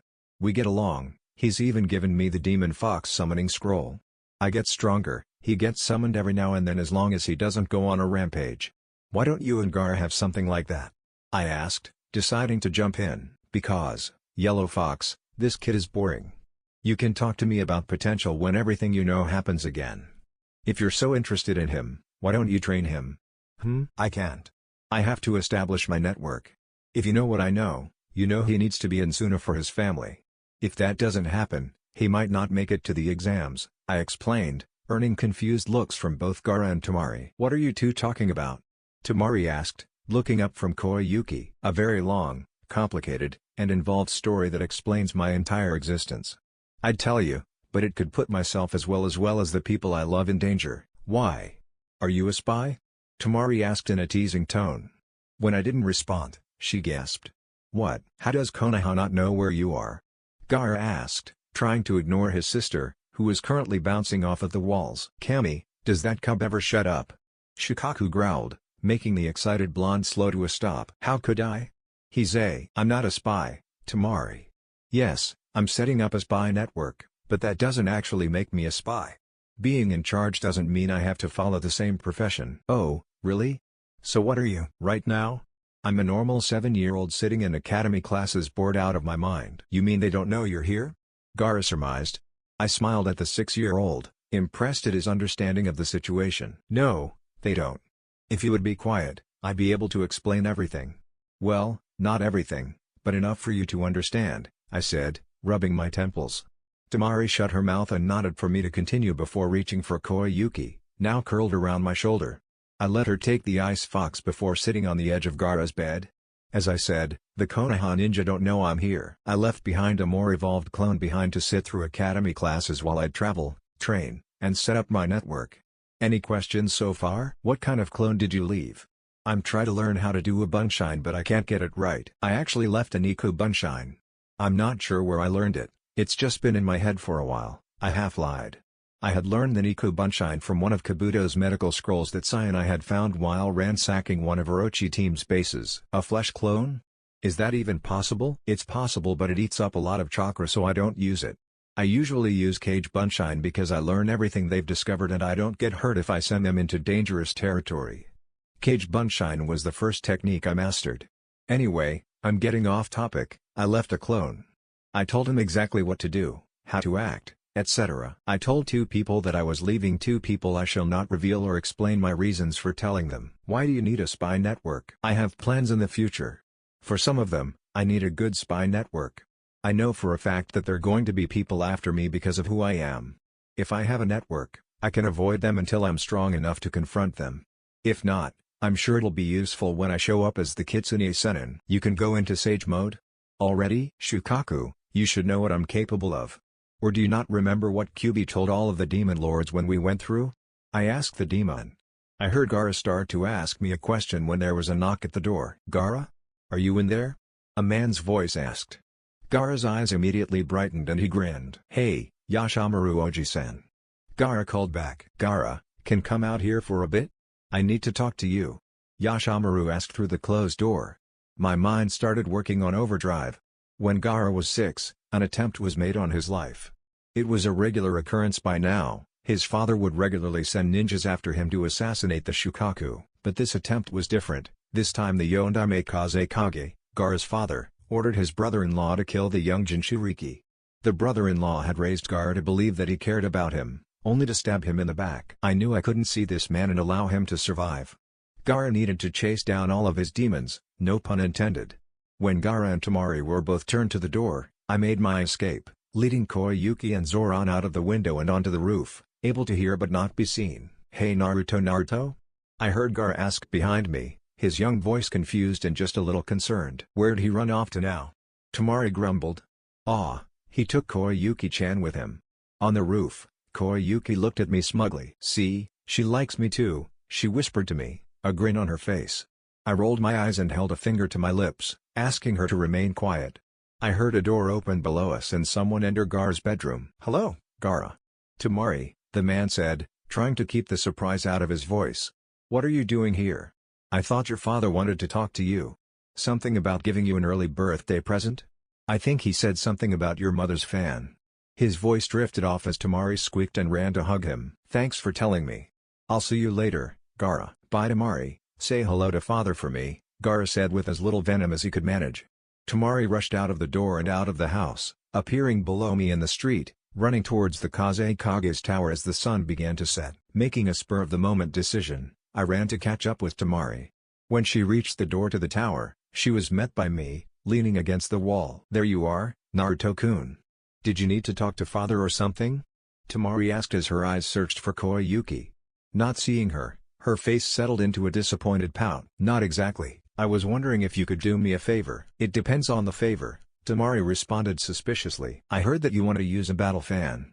Do you have wind nature chakra?" "Yeah, what of it?" "Well, I was kind of hoping you'd taken a kit that I found a few weeks ago. She has wind chakra as well, so I thought she might be a good partner for you. She also seems to have some talent with medical ninjutsu from what I've seen. When I found her, she had a broken leg that was healing a lot more quickly than usual. "I can show her to you if you'd like," I said, hoping Tamari would adopt the fox.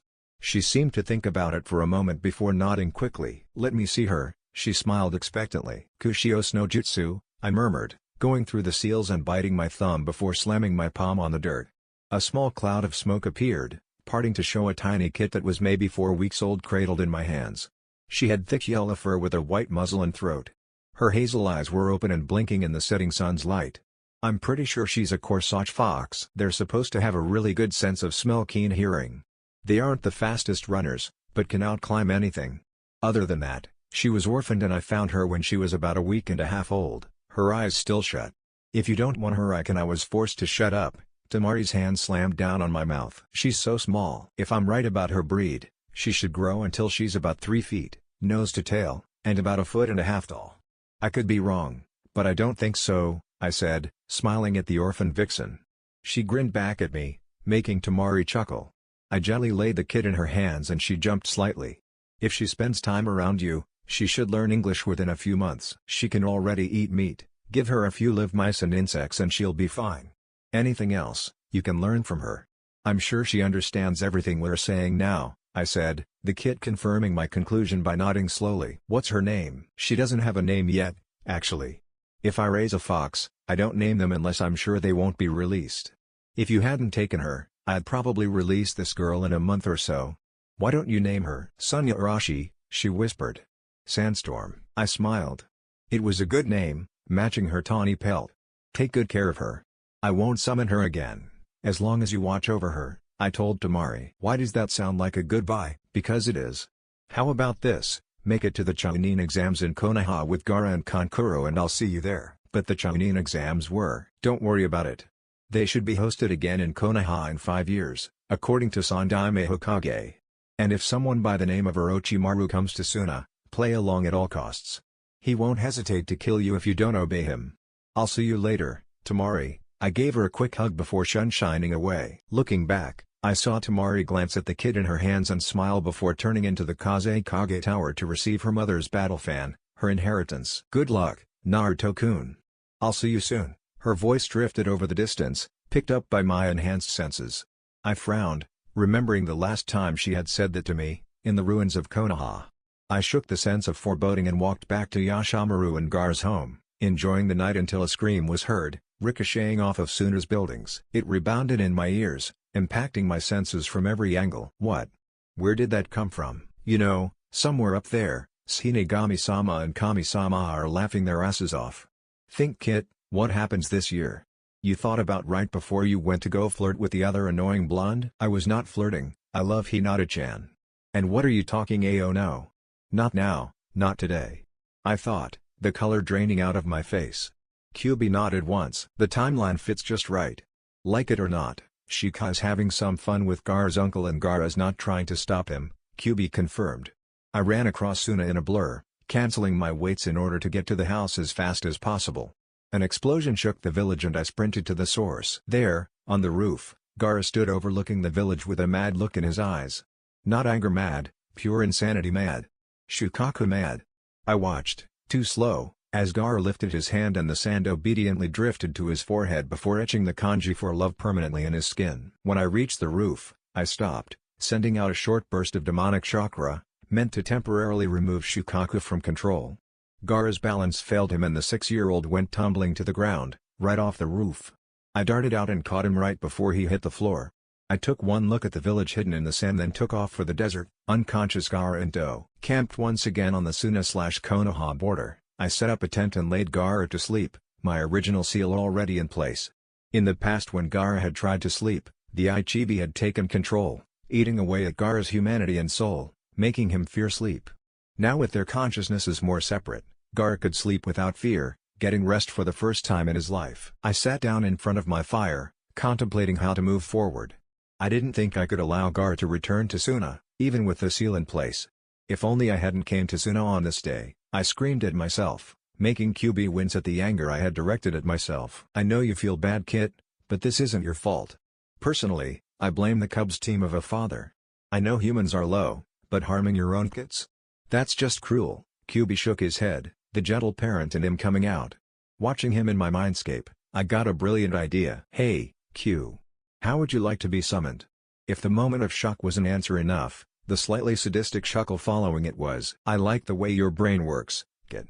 You know, when it works," he smirked, ready to get out for the first time in 7 years. "Just let me write the Dear Kazekage a little letter first. Take all the time you need. I can wait a few minutes to see his face. Just remember, don't kill anyone. I can't have Suna declare war on Konoha for having a demon fox rampaging through their village." "Not even a little rampage? No QB," I said, rolling my eyes at the billions of years old demon acting so childishly. I got out an unmarked scroll and pen and began to write. "Dear Yondaime Kazekage, I'm sending you this letter to report that your youngest son, Sabaku no Gaara, is anything but deceased. I am personally ashamed of and offended by your behavior, both as a Kage and also as a father, and if I hear that you have taken so much as a step out of line, I shall return to Suna and take something much more valuable to you, such as your life." I'm fully aware of Gaara's position, as well as his potential power, as the Shukaku's Jinchuriki.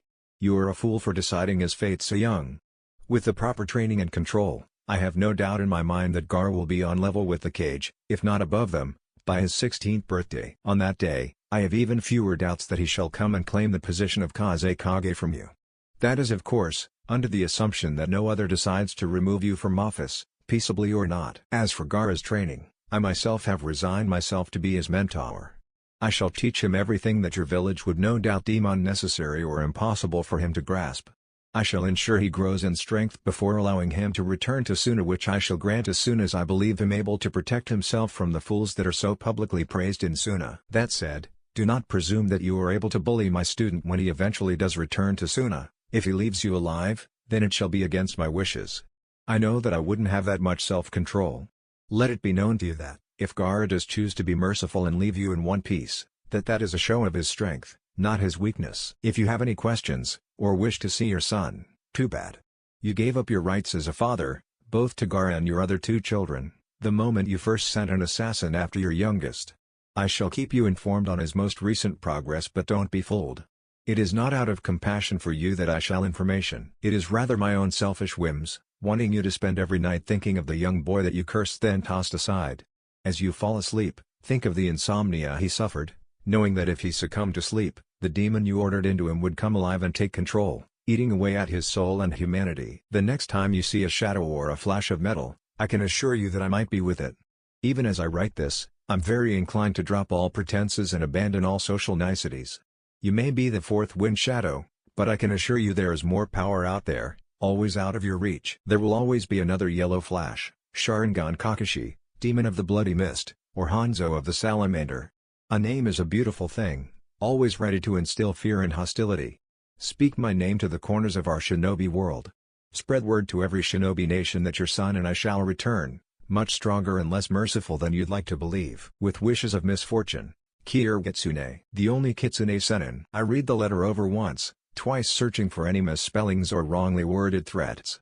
Content with the letter's message. I rolled the scroll up, placing 2 black ribbons on the end of the scroll. In the Suna message system, emergency letters were always marked with a double black ribbon showing that the information was highly classified. Most doubled black messages were only read by the current Kazekage and possibly the elders before they were burned. My hands flew through the summoning seals, ready to mold the chakra needed to summon the demon fox boss, Kyubi no Kitsune. Kushios no Jutsu, Kyubi, I shouted, biting my thumb and slamming my hand to the grass. A large cloud of smoke erupted from the ground, dissipating to reveal me standing atop the 9-tailed fox's head. Kyubi, at his fullest height, roared to the sky, shaking the trees and sending all the birds and animals darting further into the trees, searching for a place to hide. I jumped off his head and he began to shrink until he was only 7 feet tall. One of his tails whipped towards me, making me duck in favor of being decapitated. Whoa, watch it Q.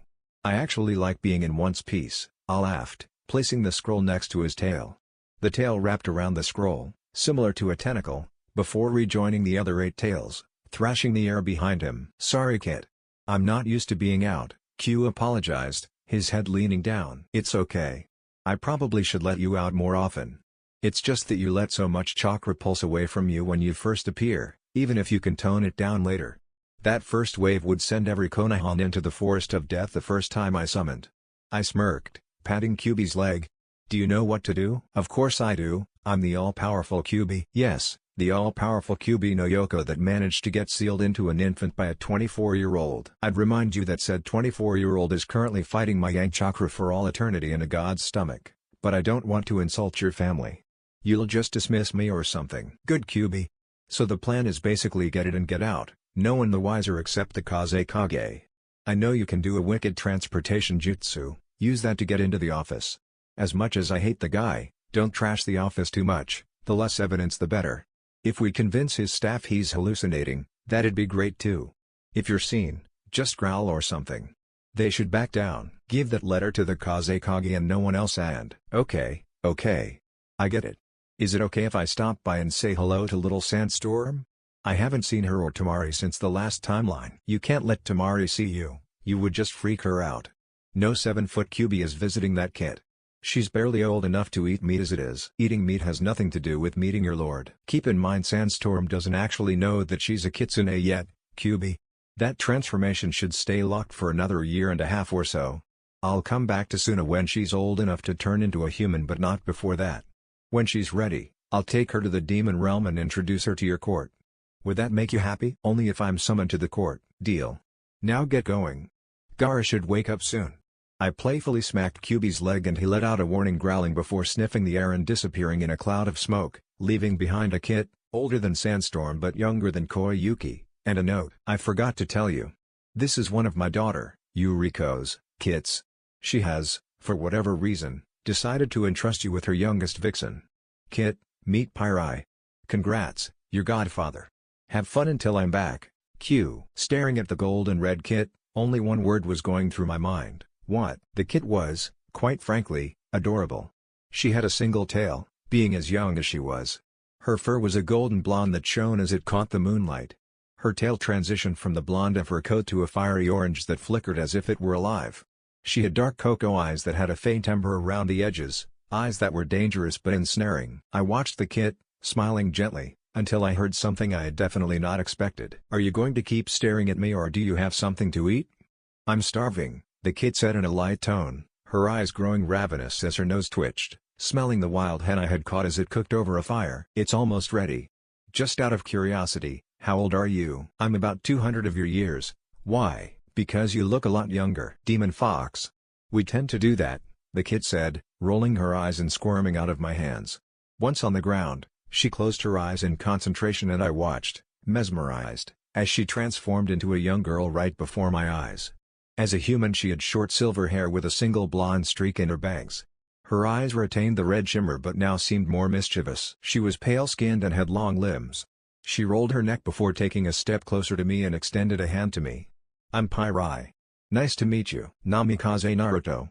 Likewise, I said, shaking her hand as Gaara flew out of the tent in a panic. Bursting out of the tent, Gaara recognized me and froze. What happened? He asked, confused and disoriented. Don't worry, you're safe. After what happened with your uncle, I took you out of Suna. It's too dangerous for you there now, even with the little message I sent to your father. I was about to send Tamari a message saying that you're alive, but I'm sure Kyuubi will give Sandstorm the message. He may be powerful, but subtle he is not, I said, shaking my head. Gaara paled if that was possible in the moonlight. Kyuubi? Don't worry, he is a summons. I can dismiss him any time. He won't step out of line with freedom so close and I've already ordered him not to kill anyone. He's to slip in, deliver a scroll to your father, give Sandstorm a message for Tamari, and slip out before coming back here. Nothing he can't handle. So how can I sleep? Didn't Shukaku do anything when I was sleeping? And who is this? Gaara asked, only now noticing Pyrai. I kind of put the strengthening seal on you when I knocked you out back in Suna. I thought you wouldn't mind. If it took, you shouldn't be able to hear Shukaku unless you want to. As for her, this is my goddaughter? I'm not really sure. She's a... Stop beating around the bush, Naruto. I'm a kitsune, cub. I'm one of Kyuubi's granddaughters. My mother, Yuriko, entrusted me to this little kid, she said, pointing to me. Who are you calling a kid? I'm 28 years older than you, I shouted. Age and height were always my two sensitive nerves.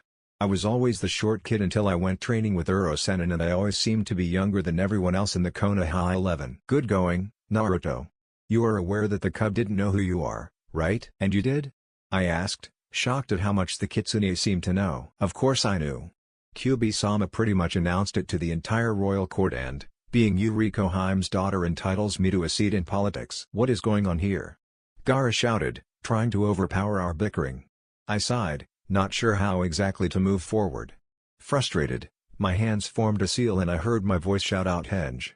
A puff of smoke later I was my 22-year-old self, Rakudaime/Sage Kodanal, Namikaze Uzumaki Naruto, Rakudaime Hokage, Kitsune Sennin, and Neo-Sanin, Kyoryutsune, and a bunch of other titles I don't bother with. The only one you need to know is Time Traveler, Pyrai said bluntly, deflating my ego. For the third time today, Sabaku no Gaara lost consciousness. And that is why I was going to sugarcoat it, I said in a grunt, lifting Gaara easily and carrying him back to the tent. He's Shukaku-sama's vessel. He needs to grow a spine. Pyrai shrugged indifferently. You didn't have to say it like that. The kid has had a rough day. First me, then Fox summons, then Demon Fox summons, then my disappearance, his uncle's assassination attempt, killing his uncle, carving love into his face, and being knocked out by yours truly can really wear a 6-year-old out. He doesn't have time to be a 6-year-old. You have less than 2 years to train the kid before sending him back to Suna or smuggling him into Konoha. That's less time than what you had with Jiraiya Sennin, and then you still needed a lot of training before you took on anyone like Pain. There isn't enough time to coddle the cub. You need to train him until he can't move. I know that. I just can't imagine what this'll do to the timeline. It depends. Let the Hebi take over Suna and he'll be welcomed, just in time for the Chunin exams. Before that, you're going to have issues with the Kazekage. I know.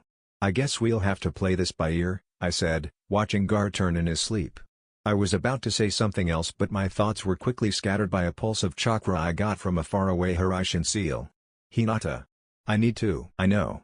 Go find your mate. I'll watch the cub. Thanks, Pyrai. Be back soon, I said, placing a Hiraishin onto the tent before pushing my chakra to Hinata-chan's necklace. I rode my chakra back to Konoha, where the wave ended. There, standing in the forest of death stood Hinata-chan with Itachi. At the sight of the raven-haired ninja, I couldn't help but shift into a defensive pose. Remembering where, and when, I shifted out of the crouch, shrugging my shoulders apologetically. Sorry, Itachi. Wrong timeline. That's going to take some getting. When did the Uchiha massacre take place? The date? He asked, sounding desperate and keeping his eyes averted as Hinata-chan hung her necklace back around her neck, the blood steel glinting sharply in the moonlight. At this point, I said something really intelligent like why? But Itachi met my eyes. Tumengekyo Sharingan pierced the darkness. It's soon. Today Danzo had him killed right in front of me. I couldn't even do anything. Shisui is gone, Itachi muttered, dropping his eyes to the ground again. Not knowing what else to do, I walked over to Itachi and put a hand on his shoulder. What should I do? I don't know, Itachi.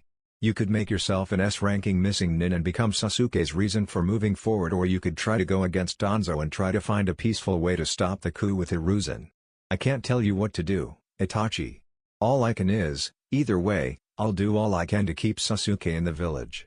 Everything is out of my hands. I turned to Hinata-chan, who tackled me into a hug. I missed you, she whispered in my ear. Already? I haven't been gone a week. How's the clone doing? Loud, confident, and getting touchy about his height. I'd say he's doing a pretty spot-on performance. How are things at your end? Actually, I haven't quite started, I said, scratching the back of my head nervously. Hinata-chan looked ready to explode before taking a deep breath and faking a smile. And what were you doing this entire time? She pressed, adding so much killing intent to her words that even Itachi, the Uchiha prodigy, choked. Saving Gaara from Yashimaru, letting Temari down easy, giving away a baby kitsune that doesn't know she's a kitsune yet, meeting another kitsune who's my goddaughter. The usual unpredictable ninja news, I choked out, trying not to bite my tongue. The pressure disappeared and I could feel Hinata-chan's worry drifting over to me through the link. Is Gaara okay? He should be. I might have taken him out of Suna and sent a strongly worded letter to his father. You threatened the Yondaime Kazekage after kidnapping his son? Only after he sent dozens of assassins after Gaara. He's lucky he's alive, Kazekage or not. I'm going to be training Gaara to better use Shukaku's powers and how to get along with him. If we're lucky, he'll give him the raccoon summoning contract. That would be helpful in the future. I'll only be able to train him for a year or so before I come back here, at least for a while. In the meantime, you should practice your politics. Demons are just as concerned with images as Hiashi is. We need you to make an appearance before Kyubi's court, sooner rather than later. Until you meet them, you can't have your own guard and you'll only be able to summon mortal foxes. Kyuubi's court? Think of our ninja council. It's just a bunch of powerful demon foxes sitting together at a table with Kyuubi at its head. Fox politics and human politics are really similar. Kyuubi is like the Hokage, Yuriko is head Onbu, Zoran is an elder, and so forth. Back to foxes, I think you should start training a mortal pack while I'm away with Gaara. How?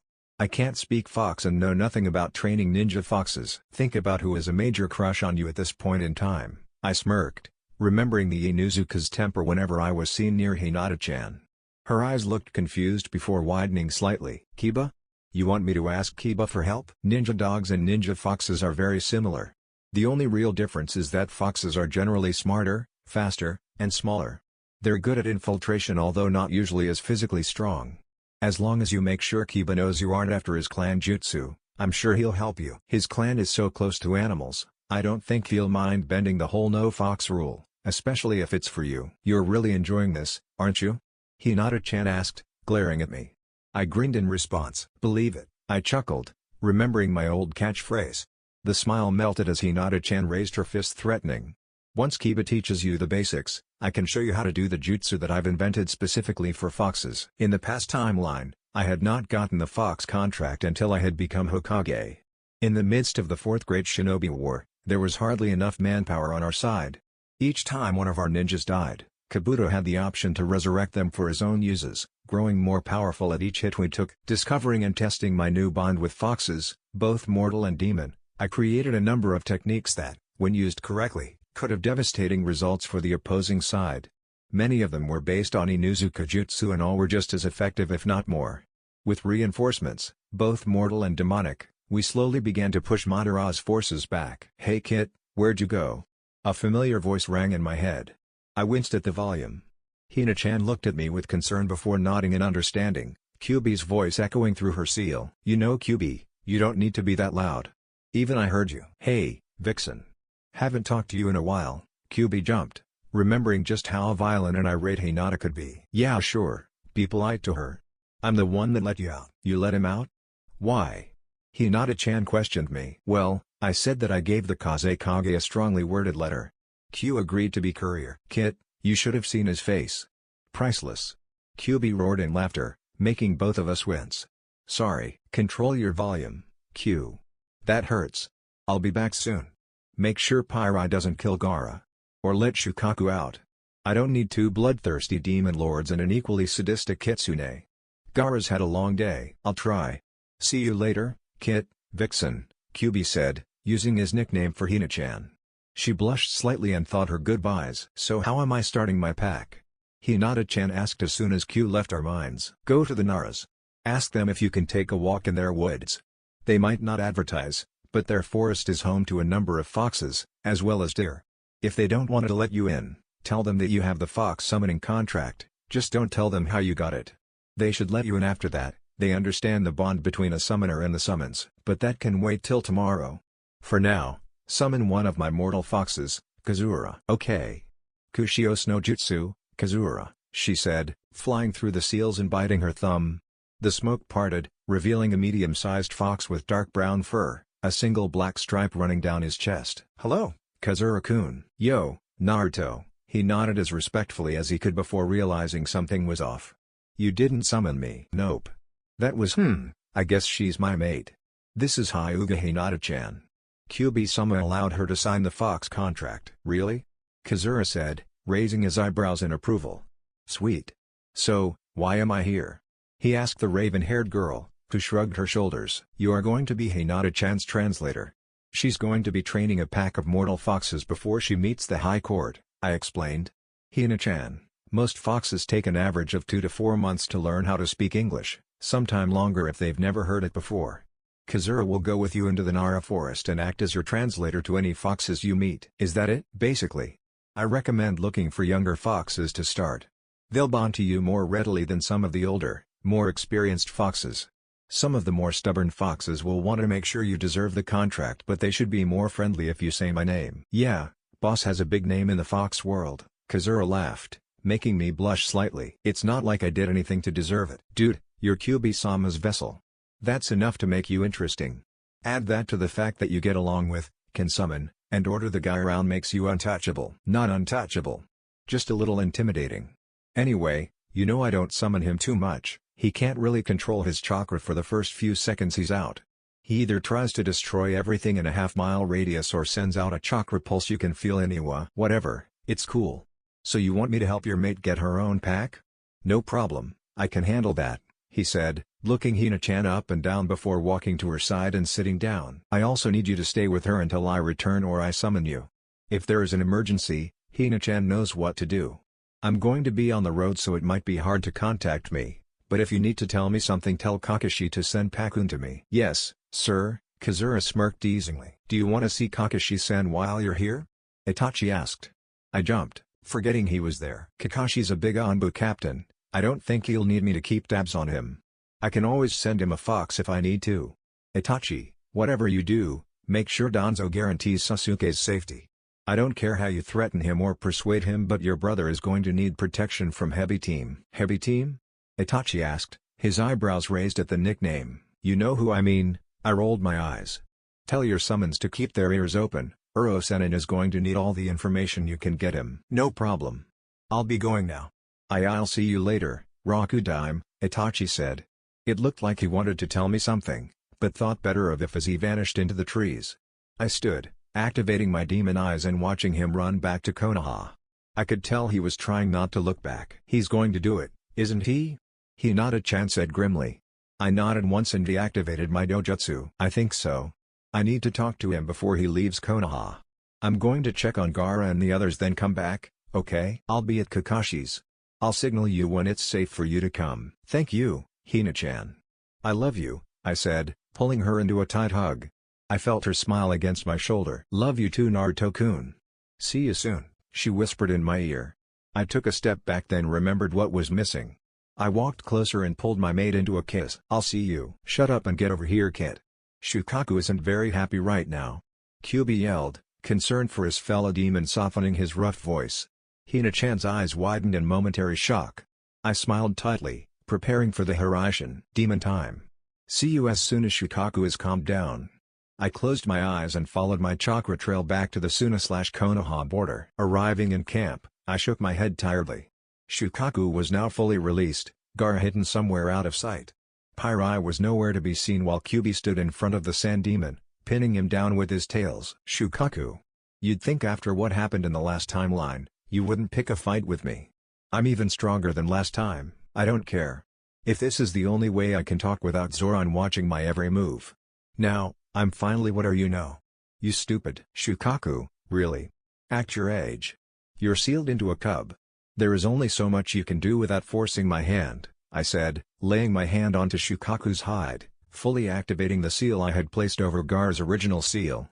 This seal has more than one purpose. It allows me, as well as any other seal master, to feed off your chakra and cut you down to size. I'm a kid, he's a cub. What makes me interesting to you, Shukaku? How easily I can get along with Kyuubi? Because I can assure you, he hated me for 17 years of my life and I wasn't too fond of having a demon sealed within me until I figured out why my father entrusted his chakra to me. You were sealed to make the perfect weapon. I was sealed to make a hero, Kyuubi finished for me. I placed a hand on his leg affectionately and we watched as Shukaku shrunk down to the size of a mortal raccoon and Gaara stumbled over to us, dazed. Wow, what happened? Shika escaped but I brought him down. Say hello to your tenant Gaara. I forced him into this form, I said, smiling to the redhead before glancing back the tiny Ichibi demon. Isn't he cute? Kit, you don't have to torture him. It's his nature to make his Jinchuriki's life hell. He feeds off their pain. Kyuubi chided me. So did you grew out of it. I'm just speeding up the process, I defended my actions. Shukaku, you better get over this fast. I need to go back to Konoha. I will never. Aw, Shukaku-sama. You're so cute, Pyrai shouted, running out of the shadows and dashing to the raccoon. She knelt beside him and pet his head as he fumed silently. Pyrai, I just told the kid. You don't need to torture him. It's not his fault that Kyuubi was silenced as he noticed a long cut etched onto Pyrai's arm.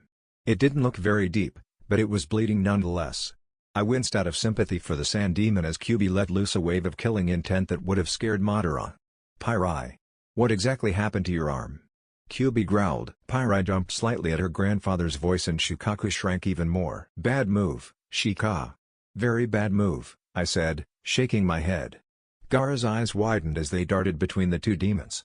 Seeing the anxiety in his pale green eyes, I sighed and stood in front of Shukaku. QB, as much as I'd like to beat the raccoon into the ground, I can't. Okay, I probably could, but I won't out of respect for Gaara, as you shouldn't. I'll heal Pyrai, but even you can see that's not necessary. Her own demonic chakra is closing the wound. Kit, he warned, growling. I shook my head and emanated as many calm thoughts, every head memory I had, through the bond QB and I shared. He calmed, but didn't look very happy about it. You're lucky this time, Shukaku. Next time I won't be as lenient. I'll take care of Shika. Why don't you walk around for a bit? You haven't been out in a long time, I said. QB nodded his head before giving Shukaku one last growl and stalking away. You owe me one, Shukaku. I expect you'll behave in the future or I shall let Q fulfill his promise. If you wanted to come out so badly, all you needed to do was give Gaara the summoning contract. I'm sure he has enough chakra by now to summon you. The sand demon just grunted before turning away and sit down, staring into the fire. Gaara took a step towards him before glancing at me. He's not completely free. One touch, a single physical contact from you and he is sucked back into your improved seal. While he's out, I should probably tell you two more about the seal, I said, sitting next to Shukaku and reaching a hand towards his back. The seal has 4 effects from what QB and I have noticed. The first is that it more completely separates your consciousnesses. That way Shukaku has no direct influence on you, Gaara, but in turn you cannot force your will onto him. The second effect allows you, Gaara, to access Shukaku's chakra easier. He can still limit how much he gives to you, but what chakra he offers will be more available. The third is that, if Shukaku is released with your permission, you can physically absorb his chakra and make him shrink down. That's how I forced him into this form. There are 2 different ways to do that, and I'll show you how to use them both. The first takes his chakra and converts most it into usable chakra, human chakra. The other method takes him chakra and expels it into the environment. I wouldn't use that, it may have side effects. The last effect that I've noticed is that it makes the demon's chakra, in your case Shukaku's, inheritable. I finished awkwardly, not really wanting to go into the details. Like a Kekai Genkai? Gaara asked. I nodded in turn and he put on his stoic thinking face. How do you know? I winced. I'd rather not have the talk with a 6-year-old Gaara, but I needed to make sure of some things. I've told you I'm a time traveling. In the future, I was a father, I explained, trying to be evasive. She was 2 days old when I left for this time. Her name was Hana. Namikaze Hana, I said, smiling sadly. Gaara seemed to realize it was a raw topic and nodded in understanding. So your daughter, Hana, had QB's chakra? Not exactly. Instead of drawing on Q's chakra, like I did, she seemed to generate her own.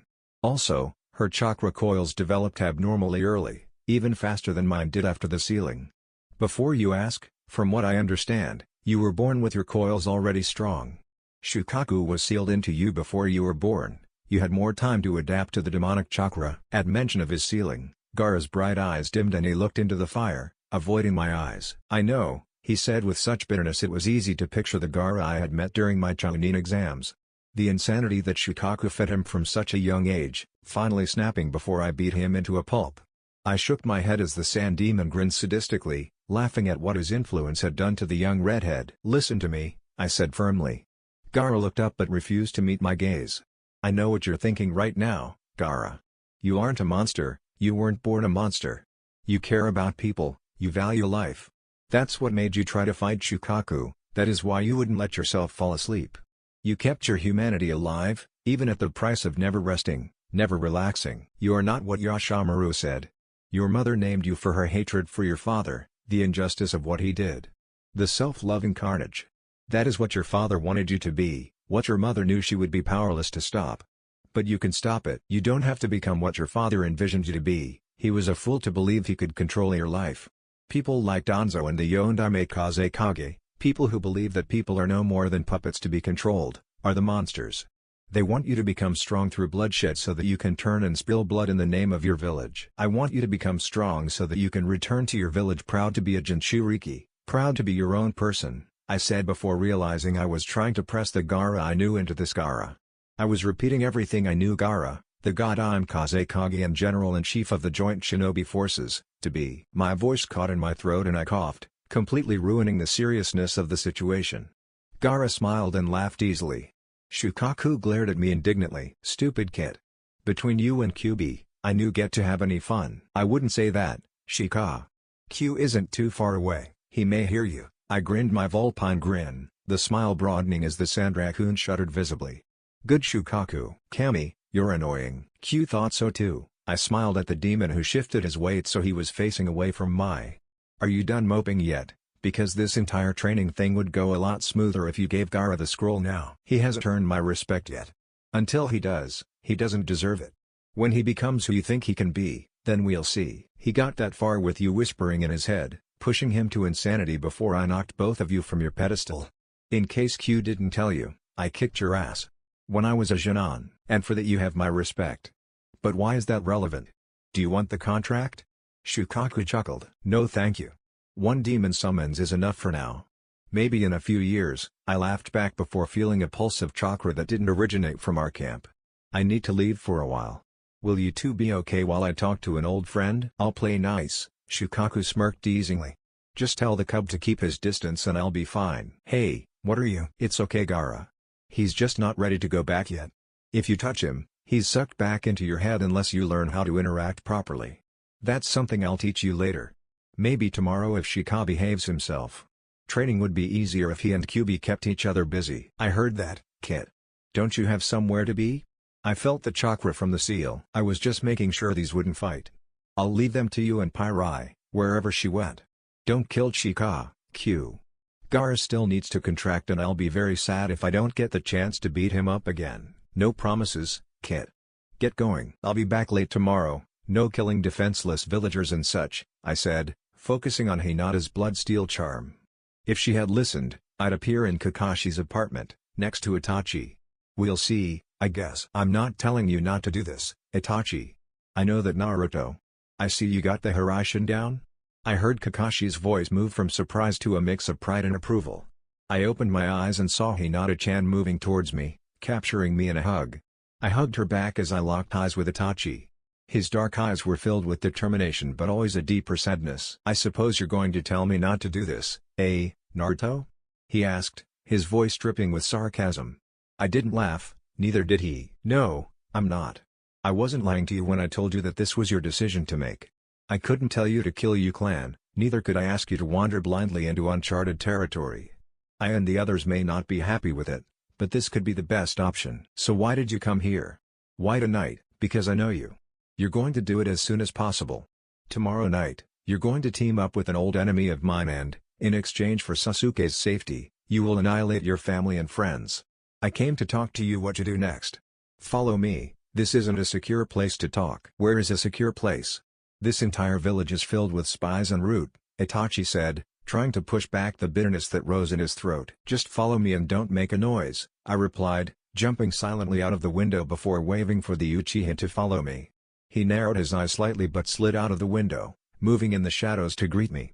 I held a finger to my lips and jerked my head towards my secure location. His eyes shone with questions but he nodded and we ran across the rooftops towards the Forest of Death, neither of us making a sound. At the gates, he turned to me. The Forest of Death? What is so important you needed to drag me out here? We aren't even there yet. Follow me, I said, jumping easily over the high fence. Come on, Itachi. You need everything I'm going to tell you. If you don't get this information, you may as well not follow through with your plan. What are you? No questions yet. Just trust me for now. How about that? Trust the Rakudime, I laughed. It was somewhat forced, but Itachi stared at me with defeated eyes. He jumped the fence as easily as I had. Lead the way, Hokage. Sure thing, Weasel-san, I chuckled, darting into the darkness. Itachi paused before catching up and I remembered how fast I must seem. I made a mental note to up my weights as Itachi caught up to me and studied me with slightly narrowed eyes. I'm wearing chakra weights. 55 pounds on each leg and arm with another 30 on my vest. I've been wearing these weights and increasing the weight since my 5th birthday. Kakashi guesses I'm about as fast as Guy is, but the green beast doesn't seem to want to spar with a 7-year-old, I explained, rolling my eyes. Itachi looked surprised, a rare expression on his face, before he absorbed the new information and slipped back into his emotionless facade. Isn't that a bit young to wear weights? Excuse me, Anbu Captain? You're what, 13? You were your clan's prodigy, I'm from the future. We are set to different standards, both of us. Sorry, I forgot. Sasuke killed you when we were 16. You gave him Amaterasu. I had Amaterasu? Itachi asked, the faintest trace of surprise in his tone. Yes. You were one of the most powerful shinobi until Sasuke came after you, and even then, you had some deadly disease you caught during your time with Akatsuki. You could put someone on a genjutsu by pointing at them. It was actually really cool. Except that one time you used it on me, but I forgive you. It was a long time ago, I said honestly. Itachi looked a little downcast at news of his future behavior. If it makes you feel better, I attacked you. You had already joined Akatsuki, as Jiraiya's spy, and you were sent to delay us from rescuing an old friend of mine. Who is your friend? Sabaku no Gaara, Godime Kazekage. The Akatsuki were after the Baijiu, and Gaara was Shukaku's jailer. Deidara and his partner, a famous puppeteer named Sasori, infiltrated Suna and brought Gaara down. From what I heard, he put up a hell of a fight, though. He even destroyed Deidara's arm. He lost eventually and they stole the Ichibi, killing him. I'm sorry, Itachi murmured, the sound almost absorbed by the trees we were quickly passing. It's fine. One of the Suna elders, Lady Chiyo, came to the rescue. She used a forbidden medical ninjutsu. It brought Gaara back at the cost of her own life. Her body was taken back to Suna and she was buried by her brother. Gaara returned to Suna in the position of Kazekage. He got married, had a son. He was there when I became Hokage, one of the first people to congratulate me on achieving my lifelong dream. Later, in the Fourth Great Shinobi War, he was my general-in-chief. If there is anything to be sorry for, it's the fact that Gaara may never happen now. I changed his present, taking him away from Suna and trying to mend his relationship with Shukaku. All I can do is hope he directs his remaining bitterness at the right people, not all of Suna. I finished, my feet touching the ground in front of my personal training ground. Itachi had a similar reaction to Hina-chan, shock. What happened here? Relearning the Rasengan, relearning Sage Mode, summoning a very large demon fox. She wasn't very happy about that. Rasengan again, Rasen Shuriken, Hiraishin, Chidori, Rasen Shuriken again. A few misplaced taijutsu moves, I said, pointing out individual craters and fallen trees. Oh, that one is my favorite. That's from a sparring session with Kakashi. Without my medical ninjutsu, he probably would have been in the hospital for a few months. Or dead. I didn't have a scratch, I said, laughing as I pointed to the largest crater in the field. Actually, that's a lie. I skinned my knee jumping back from a very sharp-looking kunai. What did you do? Chidori in one hand, Rasengan in the other. Demon eyes. It was fun. He barely dodged it. You could have killed him, probably. I just remember something he told me the second day I knew him. He told me that, if I wanted to win, that I'd need to come at him with the intent to kill. He's regretted saying that ever since. Believe me, I laughed before groaning. I realized how close I'd been to saying believe it. What? Old catchphrase. It's coming back. But that's not important. You need to know what happened to you and Sasuke. I'm going to tell you everything I know of what you did after you left Konoha. If you follow it closely, the timeline should stay intact on your end and I'll be able to predict most, if not all, of what happens over here. You were 7 when I left the last time. How much could you know about the first few years after that? You were Jiraiya's spy. Sometime before he died, he told me the truth about you. In that timeline, you and Danzo led everyone to believe that you killed the Uchihas as a test of your strength, leaving Sasuke alive because he wasn't even worth killing. Uro-sennin told me why you did what you did, as well as every speck of information you sent to him, via Weasel. You were very thorough, sending him updates on your whereabouts and assignments every week. That sounds like something I'd do, Itachi smiled tightly. So how are you going to do this? First, you are going to cast Tsukuyomi. I know you can do it, don't bother lying to me. You're smart. I'm sure the first thing you did after gaining the Mangekyo was going into the Uchiha records and learning all the jutsu. I checked the records, but I only know the theories. I don't know what could happen if you aren't going to get it wrong. This jutsu was almost made for you. With it, you completely controlled space and time, at least to the target. If I remember correctly, you put Kakashi in the hospital for weeks. I did what? Don't worry about. He forgives you too. You are going to need Tsukuyomi in the future. Why not practice without Madara poking his nose into your life? Scratch that, I almost forgot. He trains you for a while. Do the training, but never mind, I'll just show you all in one go. Well? Go for it. Itachi sighed at my enthusiasm but activated his Mangekyo Sharingan and staring into my eyes. I stared back, emotionlessly as the world was bathed in red by a scarlet moon.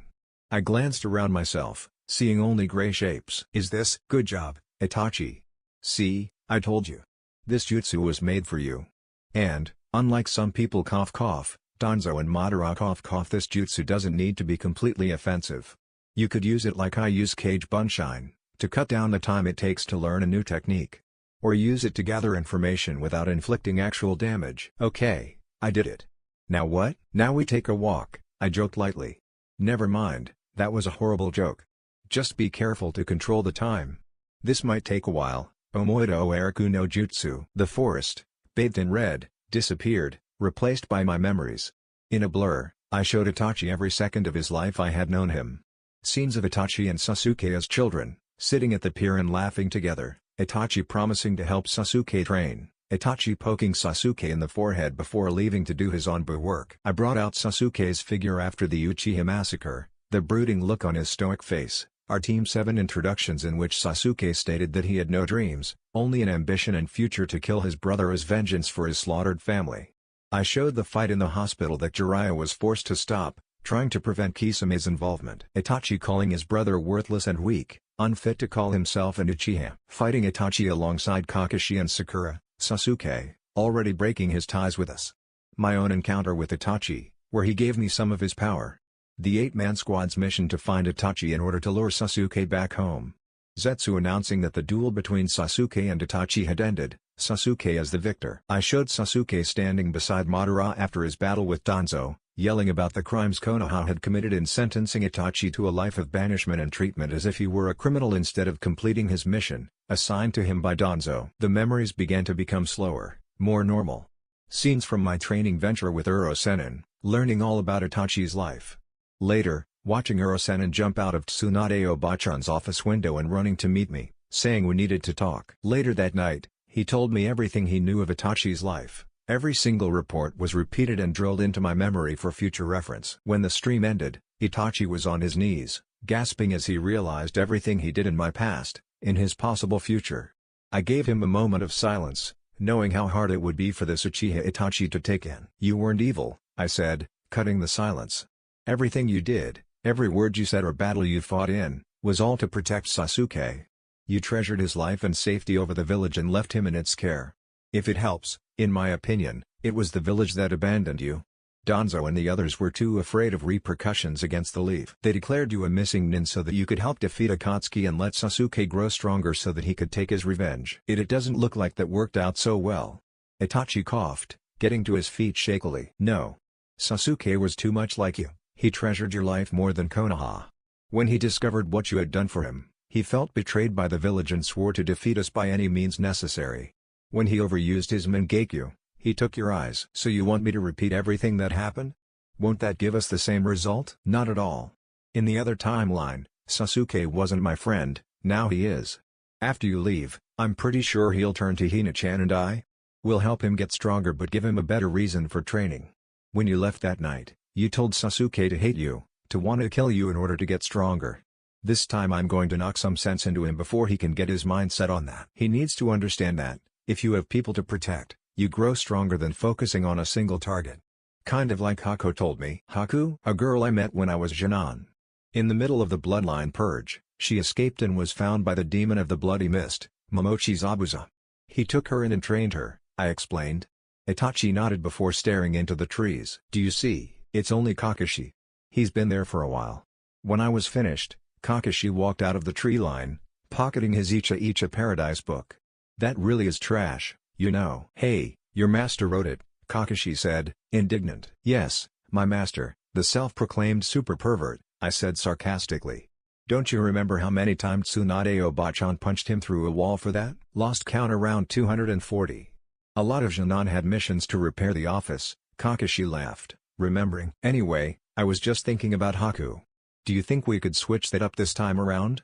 Zabuza and Haku would be good additions to the leave, and it's not like anyone's going to miss them. Good idea. I heard about Gaara. What are you going to do with him and Shukaku? What I said, train him for a year then give him the option to return to Suno or come back with me to Konoha. Do you think the council will approve? I know the Kazekage won't be happy. The Kazekage doesn't have a say in this. He sent Gaara's uncle, the man who raised him, after his head. He is 6 years old, I couldn't leave him there. You are so much like your father, Kakashi said, shaking his head. As well as the higher-ranking ninja. Need I remind you of that spar? I said, pointing to the large crater. Kakashi winced. "I know what I'm doing, Kakashi-sensei." "I thought I told you not to call me that, Hokage-sama.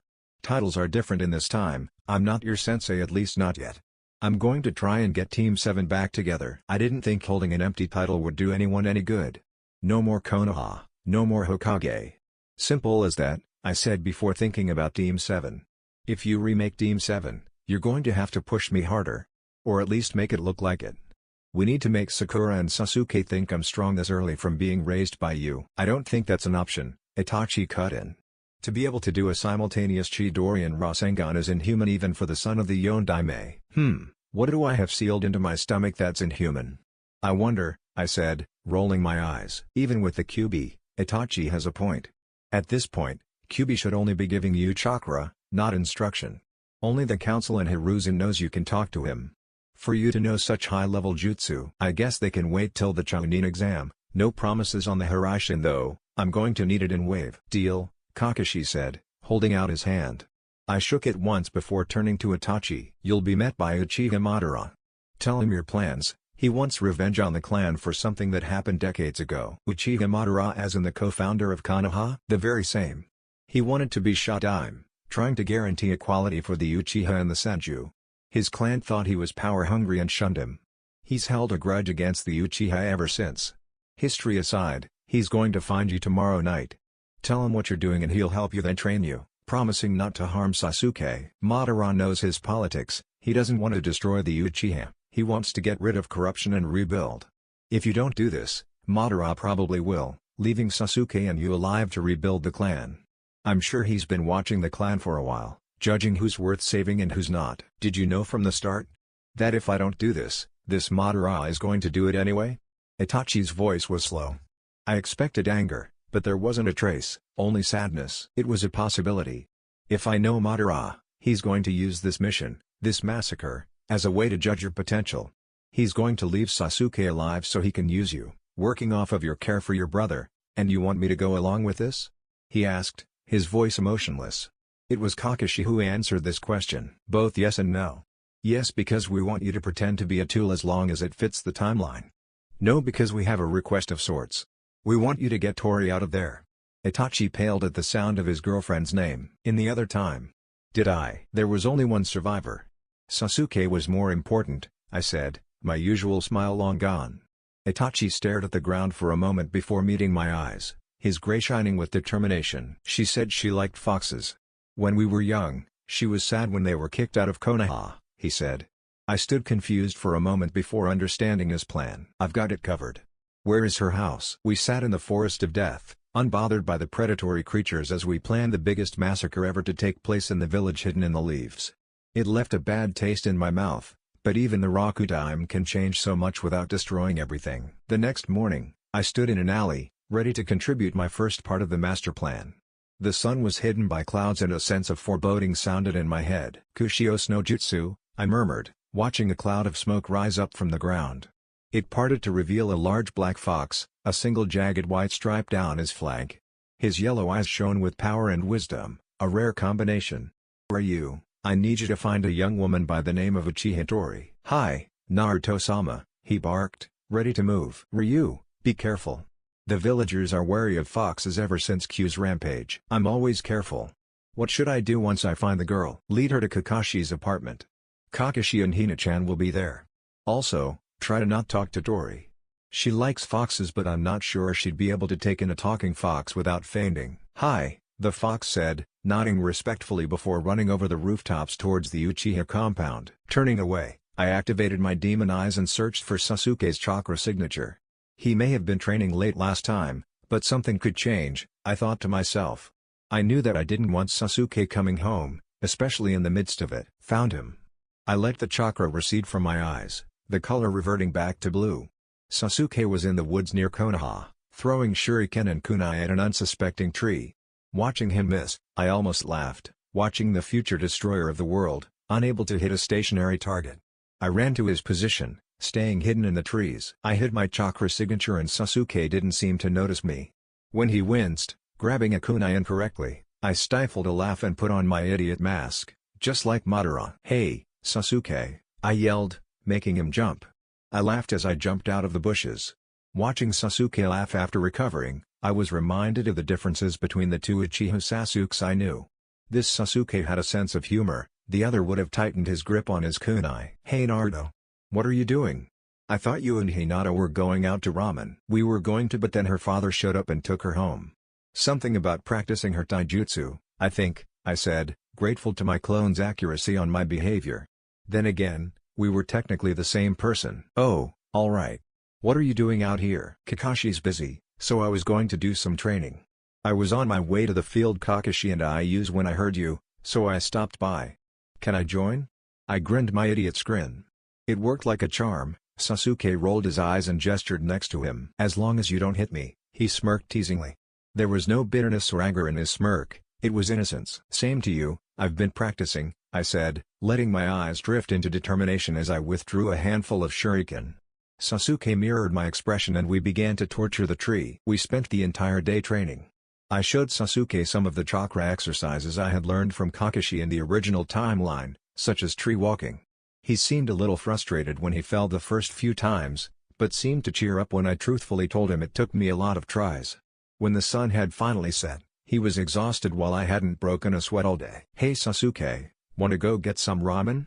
"My treat," I coaxed, trying to buy Itachi time. "Yeah, sure. I'm already late." "Oh, Kaa-san's already going to yell at me," Sasuke shrugged.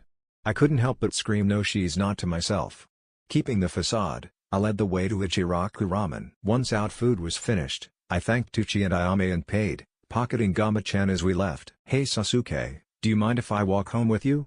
I haven't seen Itachi-kun in forever," I said, changing the timeline again. "You don't think Kakashi-san will mind?" "Nah, he's busy talking to Danzo, the guy in charge of Anbu and another part of it called Root.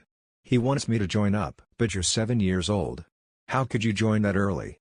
Sasuke asked, shocked. "Well, your brother was a Jonin at 8. Isn't he an Anbu captain already? And he's like 13, I defended awkwardly. Sasuke backed down at mention of his brother. He knew Itachi was a prodigy and, even if he was the best brother ever, Sasuke would always be in his shadow. "I guess." We walked in silence until we reached the gates of the Uchiha compound, left ajar. Sasuke walked in, genuinely confused. I feigned confusion as I caught up with Sasuke, stopping at the street. The ground was bathed in blood, dyed scarlet from the bodies strewn across the pavement. I rushed to a number of bodies, knowing I wouldn't be able to save anyone but still needing to check. Planning was one thing, seeing Sasuke's relatives and friends slain in the street was another.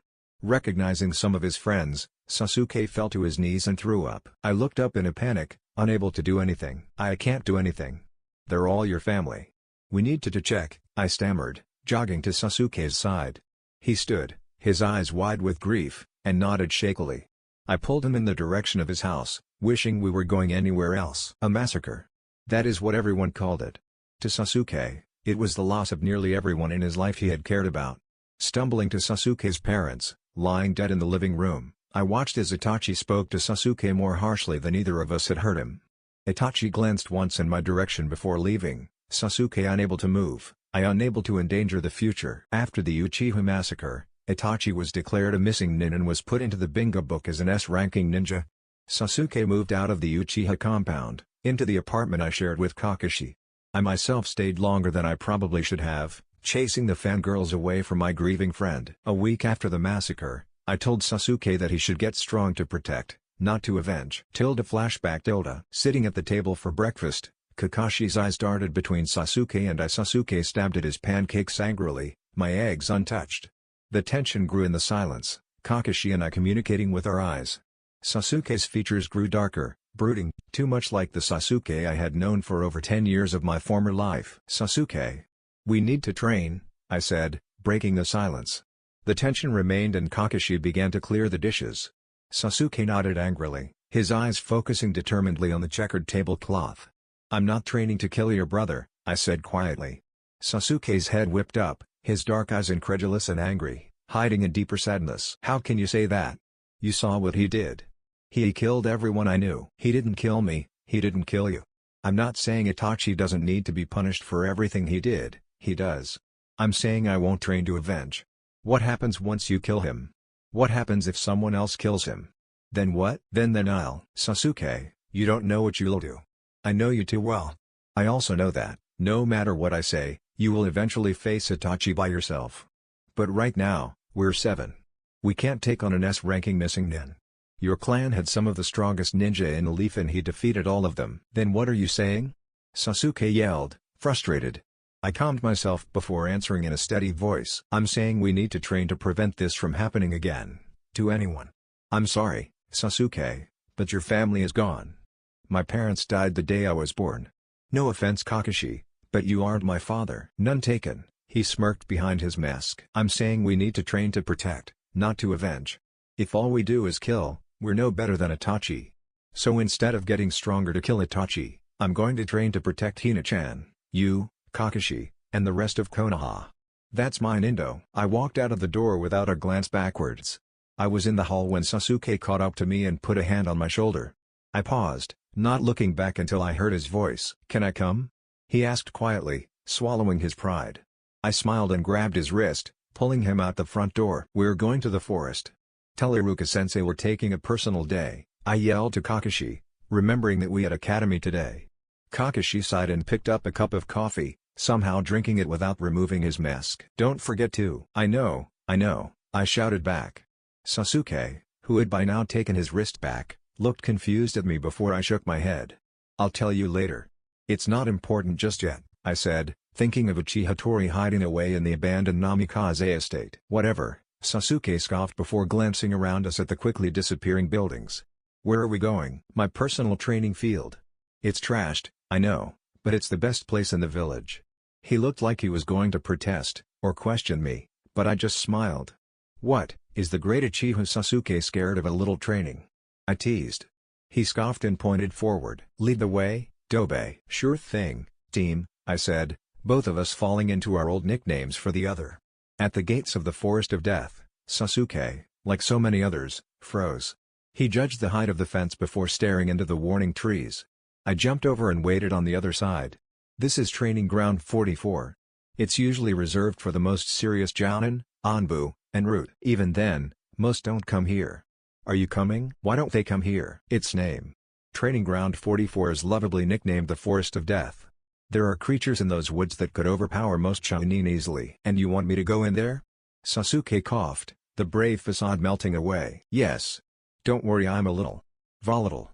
Everything in here knows not to mess with me when I train. I watched as Sasuke's eyes narrowed, probably wondering just how powerful I could be. I sighed mentally, knowing that I'd have to wound his ego to get him inside the fence. If you're scared, we can always go to and safer. Shut up, Dobe, Sasuke said, his eyes catching the hole in the fence that Hina-chan slipped through. He walked to the gap and passed through easily. I realized that, even if he tried, he might not have been able to jump the tall fence. Well, are we going? Yep. Stay close, everything in here knows me, not you. Just because you're near me doesn't mean you're inedible, I said, already moving into the trees. My slash marks on the trees had healed, so I followed my memory and my nose to my clearing. So where are you? Sasuke's question was cut short by the sight of the clearing. Itachi and I had done some sparring, so the field was in even worse condition than before. What happened here? I told you I was powerful. I come here so I don't. So Danzo doesn't know how strong I am. I don't want to be his tool. You have to swear that, no matter what you see here, you won't tell anyone except Kakashi. He already knows about this place. A lot of the damage is from training and sparring with him, I explained, blushing. Sasuke was speechless, so I made my way to my favorite tree. Do you remember what I showed you before? Tree walking? Yeah, why? Follow me, I said, running up the trunk of the oak. I sat on my favorite branch, gazing out at Konoha. Sasuke noisily jumped up to meet me, standing beside me on Hinata-chan's branch. So what are you? Look at it. The village. From here, you can see everything, the good, the bad, the rich, the poor. All working in balance with each other as they all try to make the best of what they were given. That's what I want to protect. That's why I'm going to be Hokage, I said, determined. Sasuke looked at the village for a moment before looking back at me. So when do we start? You're too impatient, Sasuke. You need to sit and enjoy life. Trust me, by the time I'm done with you, you'll be wishing for the chance to relax, I promised. Sasuke smirked, standing. I think I can take it, he said, his pride getting the best of him, again. No, you can't. But, if you're so stubborn, we'll start. First, You're going to do 200 sit-ups, 100 push-ups, 100 laps around this clearing, then 100 punches and kicks with each arm and leg, I said, pulling out some chakra weights that I had brought for him. What? Sasuke complained, indignant.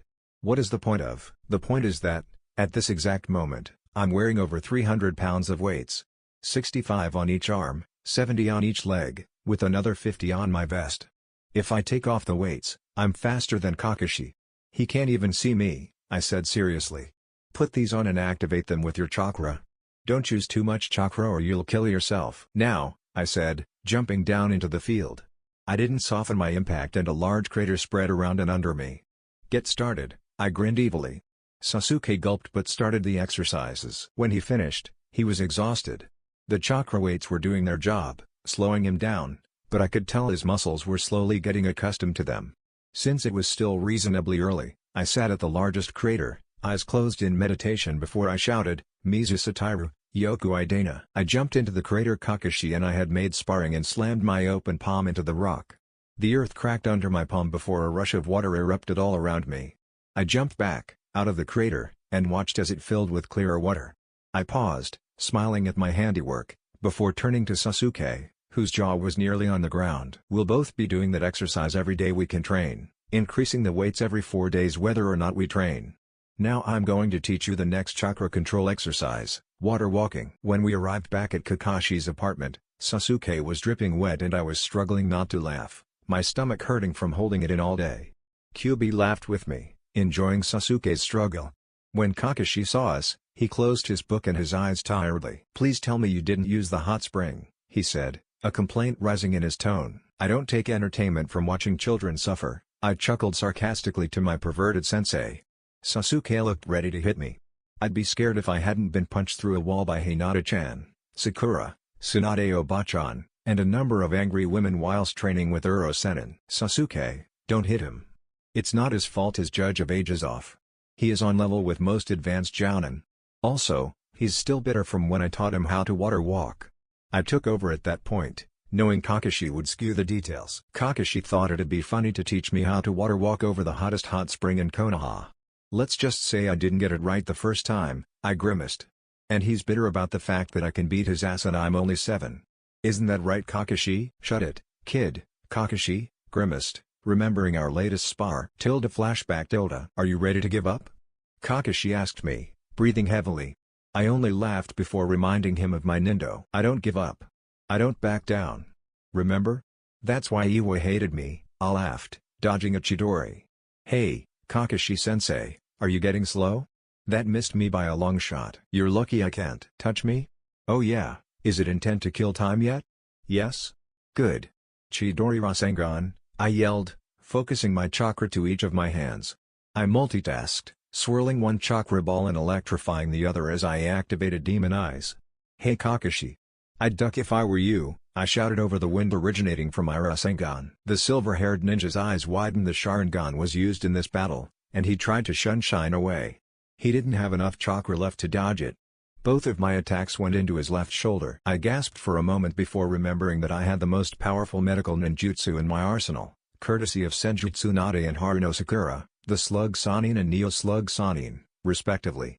My hands glowing with green chakra, flickering red at the edges, I held Kakashi's shoulder, laughing as he woke up dazed. Hey Kakashi? You are getting slow, I almost killed you that time, I chuckled under my breath. Not bad for 7 years old. Shut up, kid. And flashback. What? Sasuke said, his eyes moving nervously between Kakashi and I. Kakashi took over. He may not look it, but Naruto is easily one of the strongest ninja in the village. He's a seal master, an expert in genjutsu, invented his own style of taijutsu, and mastered even more ninjutsu than I have, including medical ninjutsu, he reported, seemingly proud. Kakashi, I told you not to tell anyone that. There's a reason I don't want Danzo to know everything about me, I chuckled, scratching the back of my head in my usual habit. And he doesn't like anyone to know he's cage level, Kakashi added. Kakashi-sensei. It's not my fault I'm this dangerous. I didn't say it's your fault, I'm just saying that you're strong. If you wanted to, you could probably take Itachi. Oi, I yelled. Sasuke turned to me, a mixture of confusion, jealousy, and betrayal in his eyes. He looked at me for a moment longer, studying me, before stalking out of the front door, grumbling to himself. Kakashi stared at Sasuke's retreating back. Was it something I said? That's the end guys. If you enjoyed then make sure to leave a comment. This is Chaos Shinobi signing